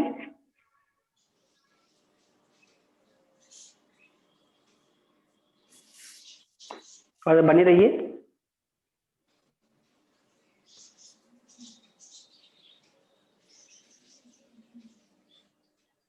सर पीछे होके दिखाइए ना तो ठीक तरह से पता चलेगा हाथ की पोजीशन। अच्छा एक बार करके भी दिखाया था मैंने, मैं फिर से दिखा देता हूँ, देखिए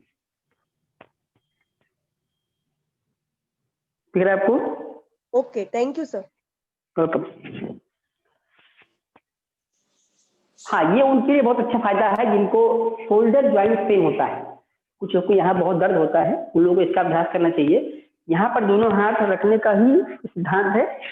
हमारे यहाँ के जो इनर मसल्स होते हैं इस पर बहुत ज्यादा आइसोटोनिक और इसोटोनिक लेवल पे फ्लेक्सेशन होता है, मूवमेंट्स होता है, जिससे हमारे शोल्डर पेन में बहुत ज्यादा फायदा मिलता है। वो लोग इसका अभ्यास भी कर सकते हैं जिनको कमर दर्द की समस्या रहती हो, और कुछ लोगों को माइग्रेन की समस्या रहती है। माइग्रेन में भी इसका कहीं कहीं रिसर्च मिलता है। माइग्रेन में भी कुछ रिसर्च ऐसे आए हैं, माइग्रेन पेन में भी इसका इफेक्ट पाया गया है, क्योंकि ये कुछ पॉइंट्स को प्रेस करता है। जैसे मैंने आपको कहा कि दोनों अंगूठे हमारे मिलते हैं, तो अंगूठे में कुछ नर्व पॉइंट ऐसे होते हैं, और हम वजन लेकर के यहाँ बैठते हैं और दोनों हाथों को एंगल लेते हैं। मतलब कह सकते हैं कि जैसे सूर्य नाड़ी, ईड़ा और पीनल नाड़ी होती है, जब हम हाथों को क्रॉस करते हैं तो इसका इफेक्ट हमारे ब्रेन के अंदर ब्लड का सर्कुलेशन प्रॉपर करता है, जिससे हमें माइग्रेन में रिलीफ मिलता है। अब देखेंगे इस आसन में आपके यदि कंधे में कोई ज्वाइंट पेन हो, इसमें आराम मिलता है। Release, relax. धीरे से पैर खोल लीजिए आप लोग।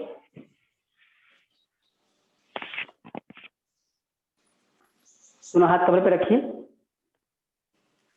दोनों हाथों को कमर पे रखिए। 1 2 3 4 5 अपोजिट डायरेक्शन में करेंगे। 5 4 3 2 1। Release, relax. लंबा गहरा श्वास लीजिए, धीरे धीरे श्वास छोड़िए।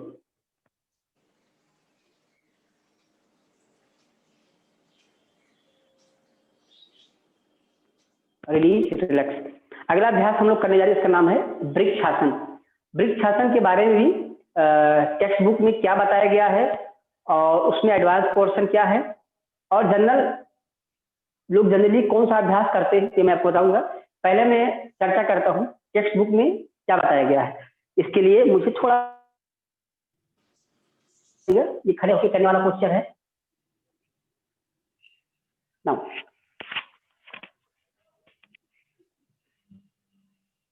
आई होप आपको दिख रहा होगा।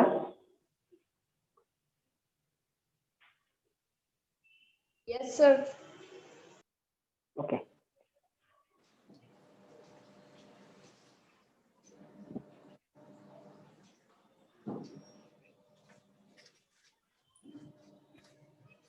Just direct. चलिए देखिए, वृक्षासन कैसे बताया गया है अपने हिरल संहिता के टेक्स्ट बुक में। इसमें बताया गया है कि आप अपने दाहिने पैर को फोल्ड करके ये तरीके से रखना है। देख रहे हैं आप, इस तरीके से रखना है और यहाँ ऐसे स्थिति लेना है। टेक्स्ट बुक में वर्णन क्या है? टेक्स्ट बुक में वर्णन ये है, ठीक है, आप देख रहे हैं। और जो जनरली जो लोग कंपटीशन में एडवांस वगैरह करते हैं उसको देख लीजिए कैसे करना है। बस देखेंगे आप, करेंगे नहीं, सिर्फ देखेंगे आप, ठीक है ना। एक पैर को यहाँ करना है, फिर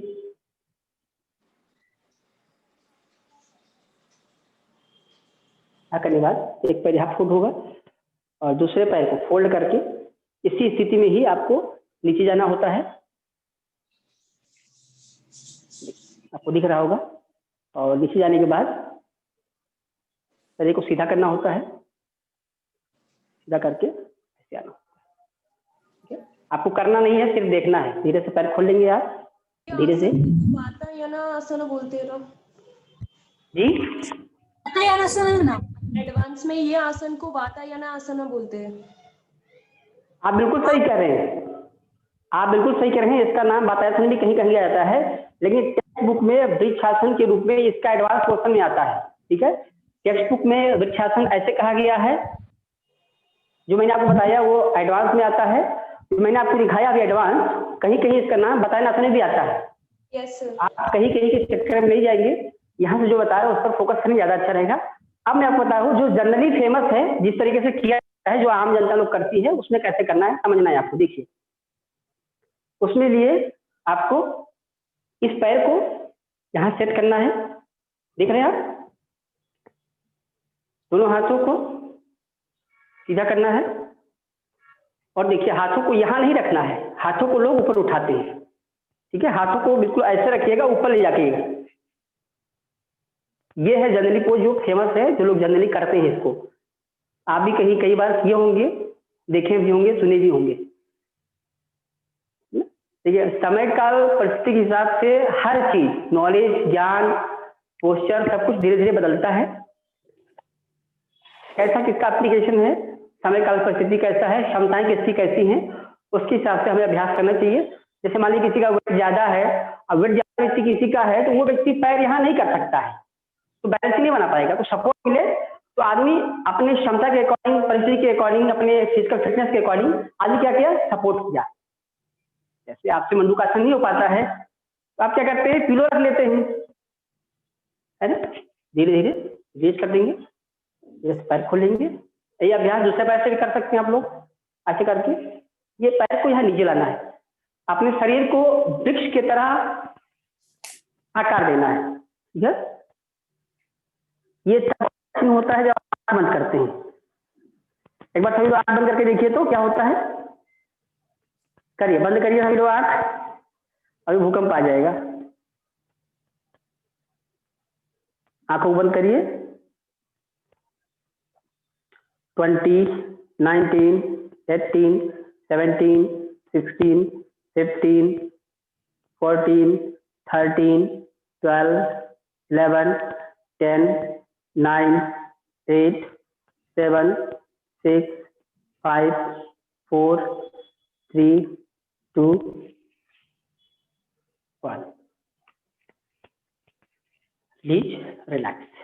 इसे पैर को होल्ड कर लीजिए। 1, 2, 3, 4। Release, relax.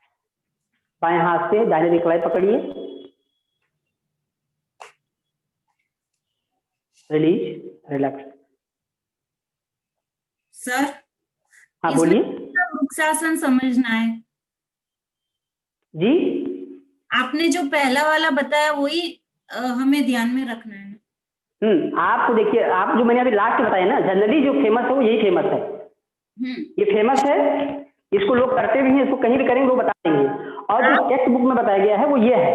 नहीं सर, आप हमें बोलोगे वृक्षासन करो तो हम कौन सा बताएंगे फिर? तो आप, जब मैं आपको बोलूंगा करने के तो आप ये करिएगा, ठीक है, समझे आप। हाँ, मैं बोलूंगा, यदि इंटरव्यू लूंगा, परीक्षा लूंगा तो आप ये करिएगा, ठीक है। That means vrikshasana. अब ये फायदा कैसे करता है समझिए आप। मेमोरी के लिए बहुत अच्छा है। किसी व्यक्ति का मेमोरी, बच्चे लोग का मेमोरी होता है, रिसाइकिल अच्छा करता है। कैसे काम करता है जिसे समझिए आप। जैसे जनरली आप खड़े हैं, लेकिन इसमें खड़े रहने के लिए कहीं कोई इफर्ट नहीं लगता है, न फिजिकल न मेंटल। लेकिन कोई व्यक्ति कहे आपको एक पैर पे खड़े होना है तो आपको इफर्ट करना पड़ेगा। मान लीजिए अभी कोई कह दे एक पैर पे खड़े होना है, तो होता क्या है, जब आप एक पैर खड़े होते हैं तो यदि आपसे पूछे इसमें फिजिकल इफर्ट ज्यादा है या मेंटल इफर्ट ज्यादा है, आप खुद भी कहेंगे सर फिजिकल इफर्ट कम है, मेंटल इफर्ट ज्यादा है, क्योंकि आपको माइंड को कंसंट्रेट करना है, ठीक है। फिजिकल इफर्ट भी है और मेंटल इफर्ट भी है, मेंटल इफर्ट ज्यादा है। तो जब आप मेंटल इफर्ट कर रहे होते हैं उस समय क्या होता है, आपके ब्रेन के अंदर न्यूरॉन्स के बीच में कंपनसेशन होता है। इसमें अपने मन को बाहर के स्टिमुलस को आप न देख करके उनको माइंड को डाइवर्ट करके अपने माइंड को कंसंट्रेट करते हैं रेस्पिरेशन पर, सांस आने और जाने पर। इससे क्या होता है, आपकी न्यूरॉन्स के बीच में कंपनसेशन होता है। इससे क्या होता है, न्यूरॉन्स के बीच जो गैप है, जैसे न्यूरॉन्स होते हैं हमारे ब्रेन में 10 लाख की संख्या में न्यूरॉन्स बताए गए हैं। तो जैसे से हमारा न्यूरॉन्स के बीच में गैप कम हो जाता है, वैसे वैसे हमारे अंदर मेमोरी की पावर धीरे धीरे कम हो जाती है। ठीक ऐसे ही जब आप किसी से कुछ पूछते हैं तो आदमी रिप्लाई नहीं कर पाता है, तो सोचता है या बार बार ऐसे करता हो करता है, इट मीन्स कहीं ना कहीं ठीक से रिप्लाई नहीं पाता है।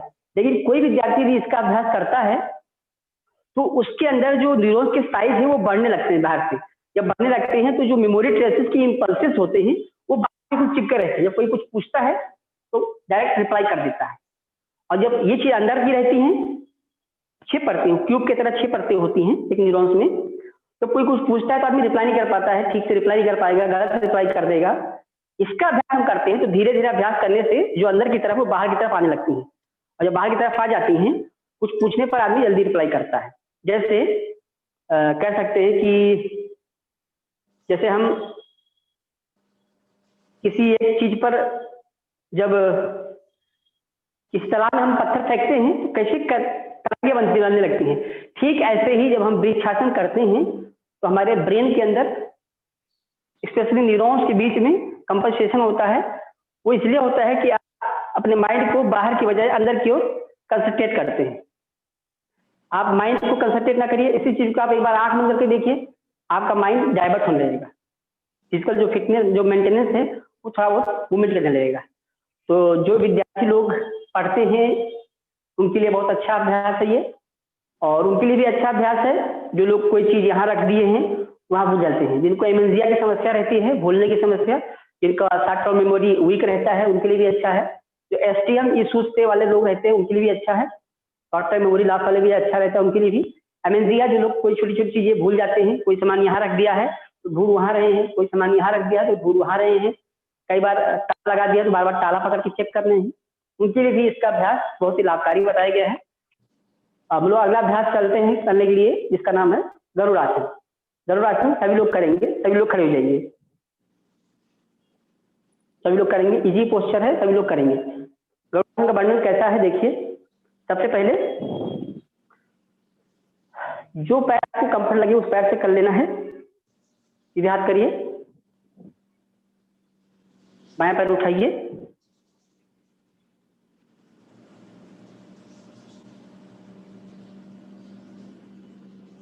यहाँ पर उठाना है। अब इसको इधर ट्विस्ट करना है, इधर ट्विस्ट करना है, और ये देख रहे हैं आप। अब हाथों को भी सेम पोस्चर,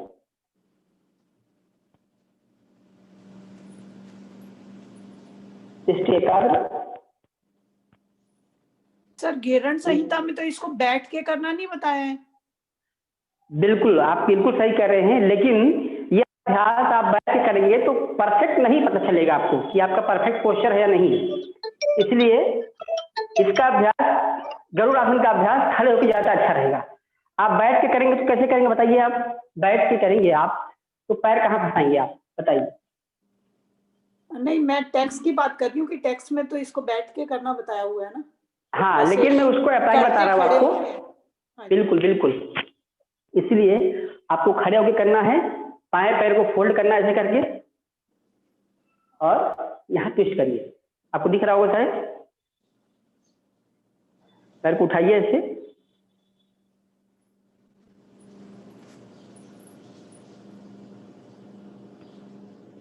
हाथों फोल्ड करिए, सीधा करिए, लीजिए, रिलीज, रिलैक्स। कहीं कहीं ये हाथ भी फोल्ड करना, इतना लपेट के नहीं करना है। आप कहीं कहीं आप देखेंगे टेक्स्ट बुक में तो सिर्फ ये ऐसे मिला देने की बात कही गई है, ऐसे करके आप देख रहे हैं, ऐसे मिला देने की बात कही गई है, ठीक है। जनरली जो करते हैं वो ये वाला करते हैं, हाथ मिला देते हैं, लेकिन जो ये पोस्चर है ये मुझे लगता है बहुत ज्यादा उपयोगी है। इसमें हमारे जो दो महत्वपूर्ण पॉइंट हैं, एक यहाँ के और यहाँ के प्रेस होते हैं जो कि हमें फायदा करते हैं, स्पेशली गरुड़ासन। गरुड़ासन का अभ्यास उनके लिए बहुत अच्छा है जिनको कोई जेनेटिकल इश्यूज हो, कोई मूत्र से संबंधित समस्या हो, या जिनका मेंस्ट्रुएशन इरेगुलर हो, उनके लिए भी लाभकारी है। डिलीवरी के बाद इसका अभ्यास व्यक्ति करता है, आफ्टर 6 मंथ 6 मंथ के बाद, बहुत लाभकारी आसन है। इसमें आप देखेंगे कुछ लेडीज को यहाँ एब्डोमेन एरिया में, आपके नेवल रीजन के साइड में कुछ व्हाइट लकीरें आती हैं स्किन पर, उनको भी इसका अभ्यास करना चाहिए। और उसके लिए बताया गया है कि एक आयुर्वेद में आता है फिटकरी, फिटकरी को भी थोड़े से पानी में गीला करके एक कपास से आप डुबो दें, डुबो को हल्का सा पानी गार करके, फिर यदि आप हल्का लगा करके और फिर आप सोते हैं, नियमित अभ्यास इसका करते हैं, बहुत ज्यादा लाभकारी इफेक्ट देखा गया है। जो स्टेचेज होते हैं, जो दाग होते हैं स्किन में हल्के हल्के फटे जैसे, वो धीरे धीरे जाता है, बहुत जल्दी नहीं जाएगा, थोड़ा समय लगता है, इसका अभ्यास आप ट्राई कर सकते हैं। करुणासन का अभ्यास यहाँ समाप्त होता है। अंतिम और लास्ट अभ्यास हम बात करते हैं वृष आसन का अभ्यास, जिसका नाम है वृष आसन। वृष आसन कैसे करना एक बार देखेंगे। थोड़ा सा कैमरा हम नीचे करेंगे।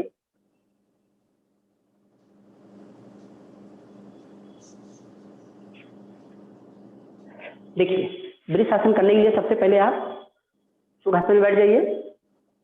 वृष आसन करने के लिए एक पैर पे आपको ऐसा बैठ जाना है, ठीक है। देखिए, बैठ गए आप, एक बैठ जाना है, ऐसे बैठ जाइए और दूसरे पैर को धीरे से सामने रख लीजिए और ऐसे बैठ जाइए। कहीं कहीं ऐसा मुद्रा भी बताया गया है और कहीं कहीं सिंपल भी बताया गया है, ठीक है। हाथों को ब्लॉक करना है। दृष्टि समान रखिए।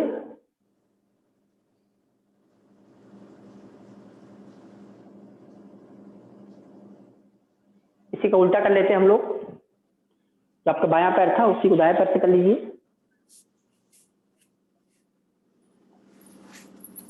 देख रहे हैं आप?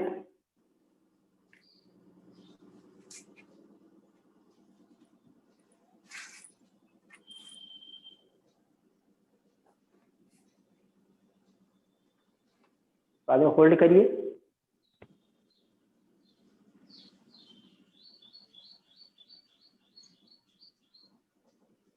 Release, relax. इसका अभ्यास वह सभी लोग करेंगे जिनको भी बहुत ज्यादा थाई रीजन में या बटेक रीजन में इचिंग की समस्या रहती है। लोग इसका अभ्यास बहुत करेंगे। और किसी व्यक्ति को बहुत ज्यादा गैस्ट्रिक की समस्या बनती है, उनको भी इसका अभ्यास करना चाहिए। धीरे से पैर खोल लीजिए, रिलीज, रिलैक्स। तो पैर को एक बार हिलाएंगे ऐसे, 1 2 3 4 5 6, रिलीज, रिलैक्स। हाँ बोलिए। नाम क्या है? इसका नाम है वृष आसन। वृष, BRISHASAN, वृष आसन। जैसे वृक्ष आसन लिखते हैं ना, ऐसे वृष आसन ही है। लंबा गहरा सांस लीजिए। सभी लोग ज्ञान मुद्रा लगाइए।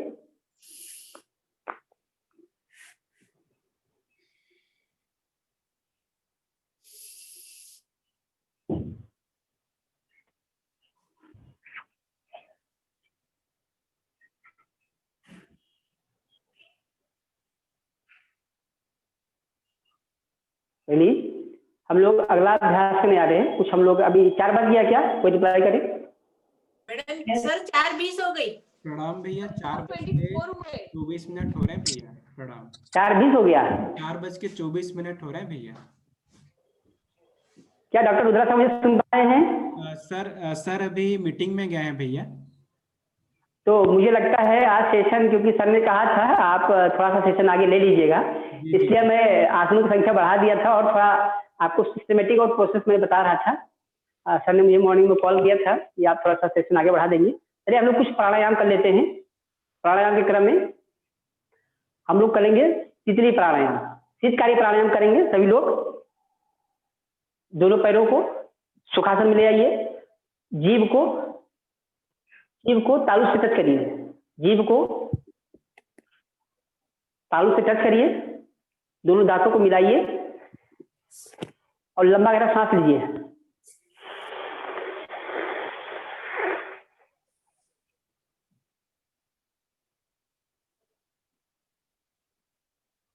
थोड़ा होल्ड करिए। सर एक बार फिर से करिए ना। देखिए सर पहले पूरी प्रोसेस बता दीजिए सर। हाँ देखिए, पहले जीभ को फोल्ड करिए। जीभ को फोल्ड करिए तालू से। मुंह बंद करिए, दांतों को टच करिए। अब श्वास मुख से लीजिए।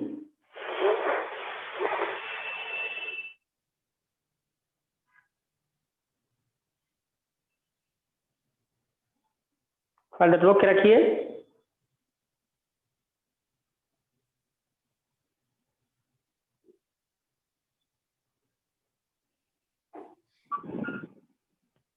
पुनः नाक से निकाल दीजिए।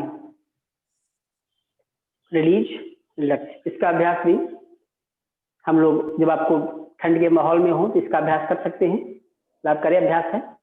एक अभ्यास हम लोग और कर लेते हैं थोड़ा सा, नाक से हम लोग करेंगे डायनामिक कपालभाति, जिससे हमारे अंदर गर्मी आ जाए जल्दी से। दोनों हाथ सीधा करिए आप लोग। जो आसान नहीं है थोड़े से कुछ आपको अच्छे वाले अभ्यास दिखा देते हैं।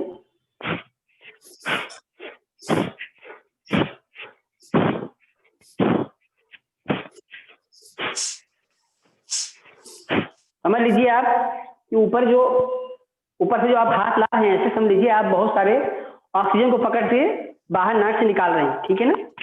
चलिए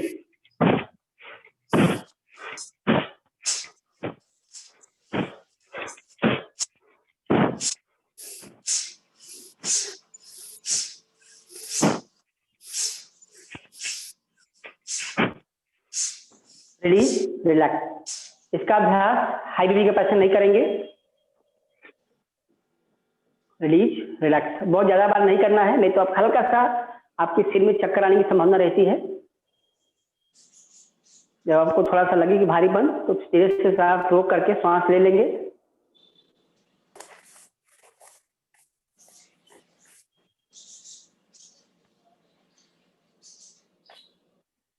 अब आपको हम बताते हैं डायनामिक भस्त्रिका।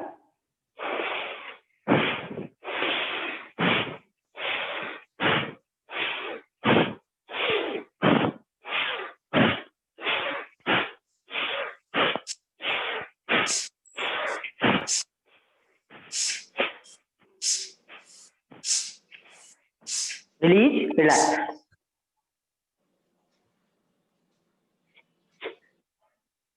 मन को शांत करिए, लंबा गहरा सांस लीजिए।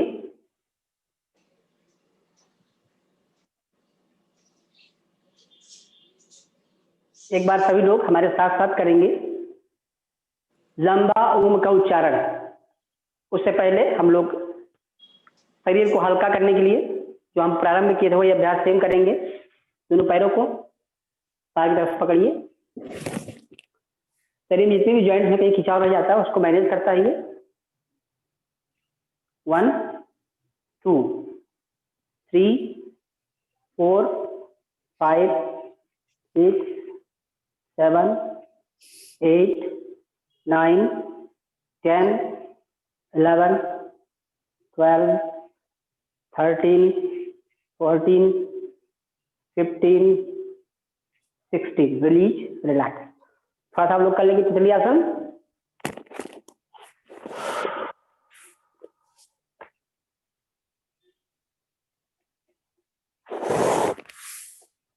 Release relax. एक बार सभी लोग कर लेंगे अग्निसार।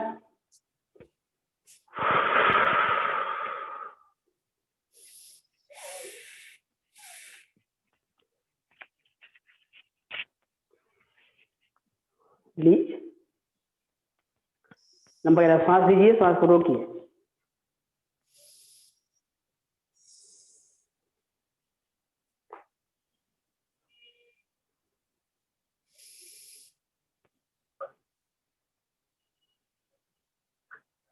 Release relax.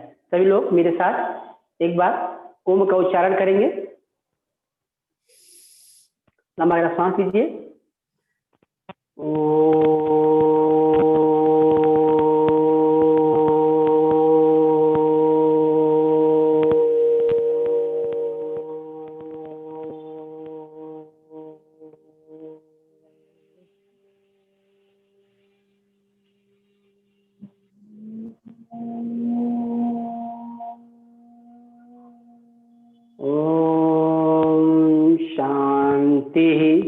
शांति सर्वारिष्ठसु शांतिर्भवतु।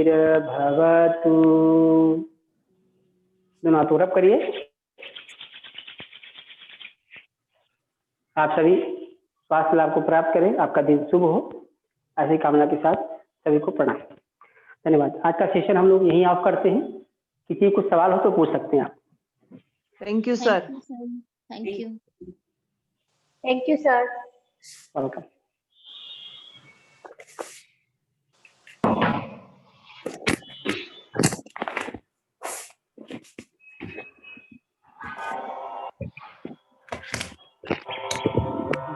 जब अग्निसार करते हैं ना, तो जब पेट हिलाते हैं सांस छोड़ के, तो जैसे ऐसा लगता है बीच वाला पोर्शन हिल रहा है थोड़ा सा, पर पूरा नहीं हिल रहा है।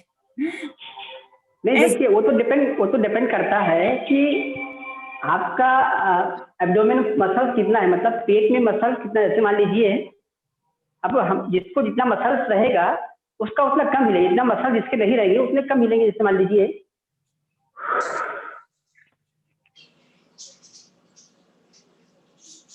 ये तो आगे पीछे ही सर कर रहे हो ना आप? हाँ, अग्निसार में आगे पीछे तो होता है, नौली में घूमता है ऐसे। अच्छा, ओके ओके सर, मुझे लगा कि लेफ्ट राइट भी लेना। वो नौली क्रिया होते हैं। अग्निसार उसका बेसिक है, उसकी तैयारी है। अच्छा, नौली के लिए अग्निसार का अभ्यास लंबा होना चाहिए, तब आप नौली कर पाएंगे। अग्निसार के अभ्यास से रास्ते गुजर के फिर हम नौली का अभ्यास कर सकते हैं। और कोई सवाल? नहीं बस सर, मुझे लगा कि मेरे एक साइड हो रहा है, एक साइड नहीं हो रहा है, मतलब बीच में हो रहा है पर मैं साइड में नहीं हो रहा है।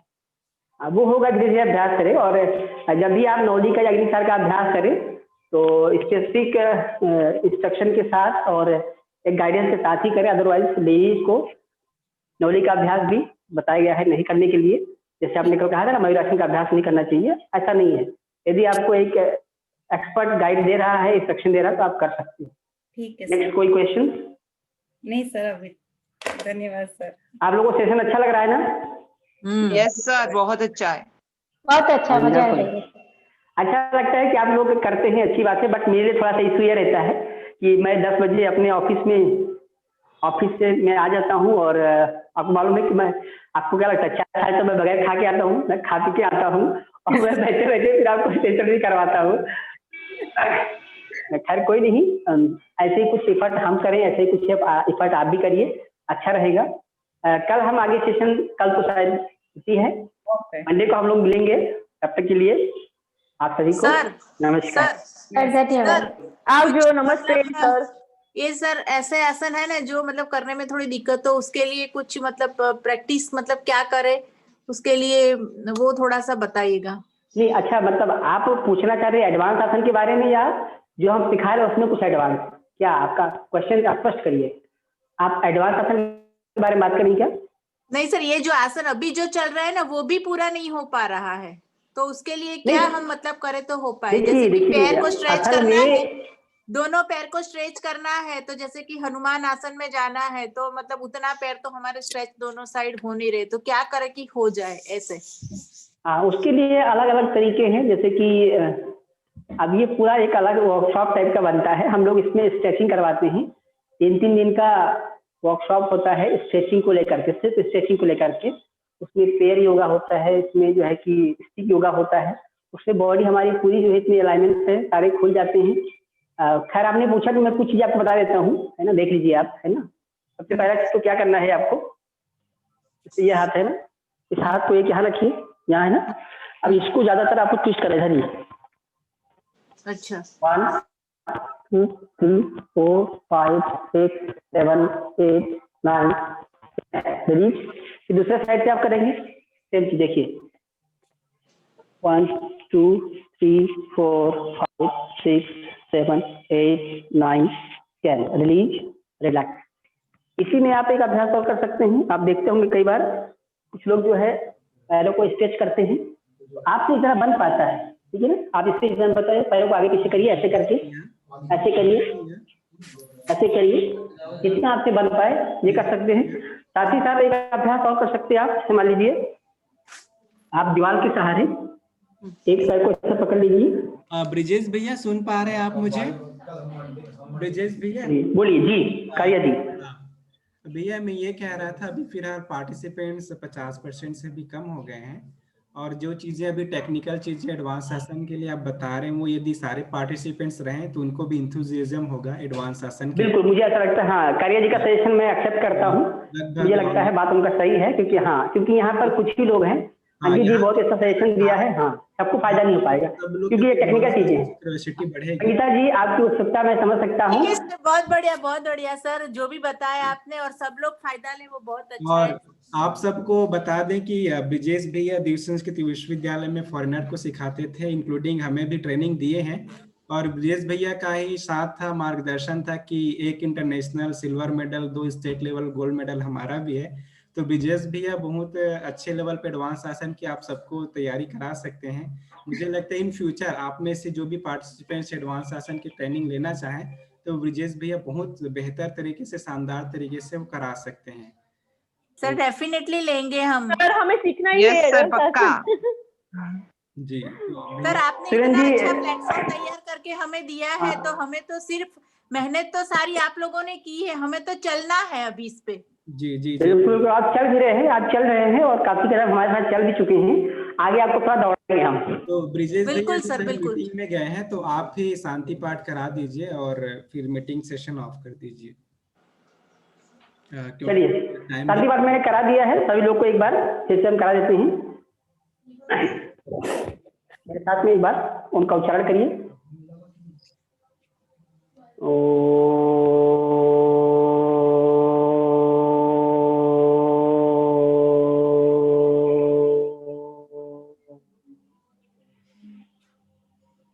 आ जाएगा वहां तक। आज का योग प्रैक्टिकल सभी को लाभ पहुंचाए, सभी को स्वास्थ्य लाभ दे, सबका शारीरिक स्वास्थ्य, मानसिक स्वास्थ्य, आध्यात्मिक स्वास्थ्य, समग्र स्वास्थ्य सबका अच्छा हो।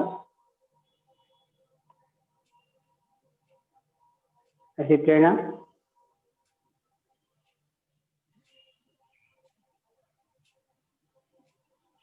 सबके लिए। मन को स्थिर करें,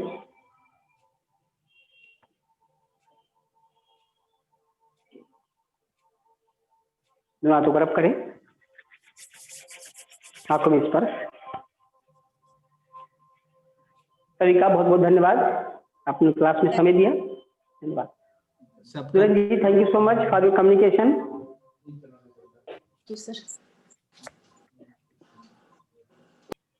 अंकित जी,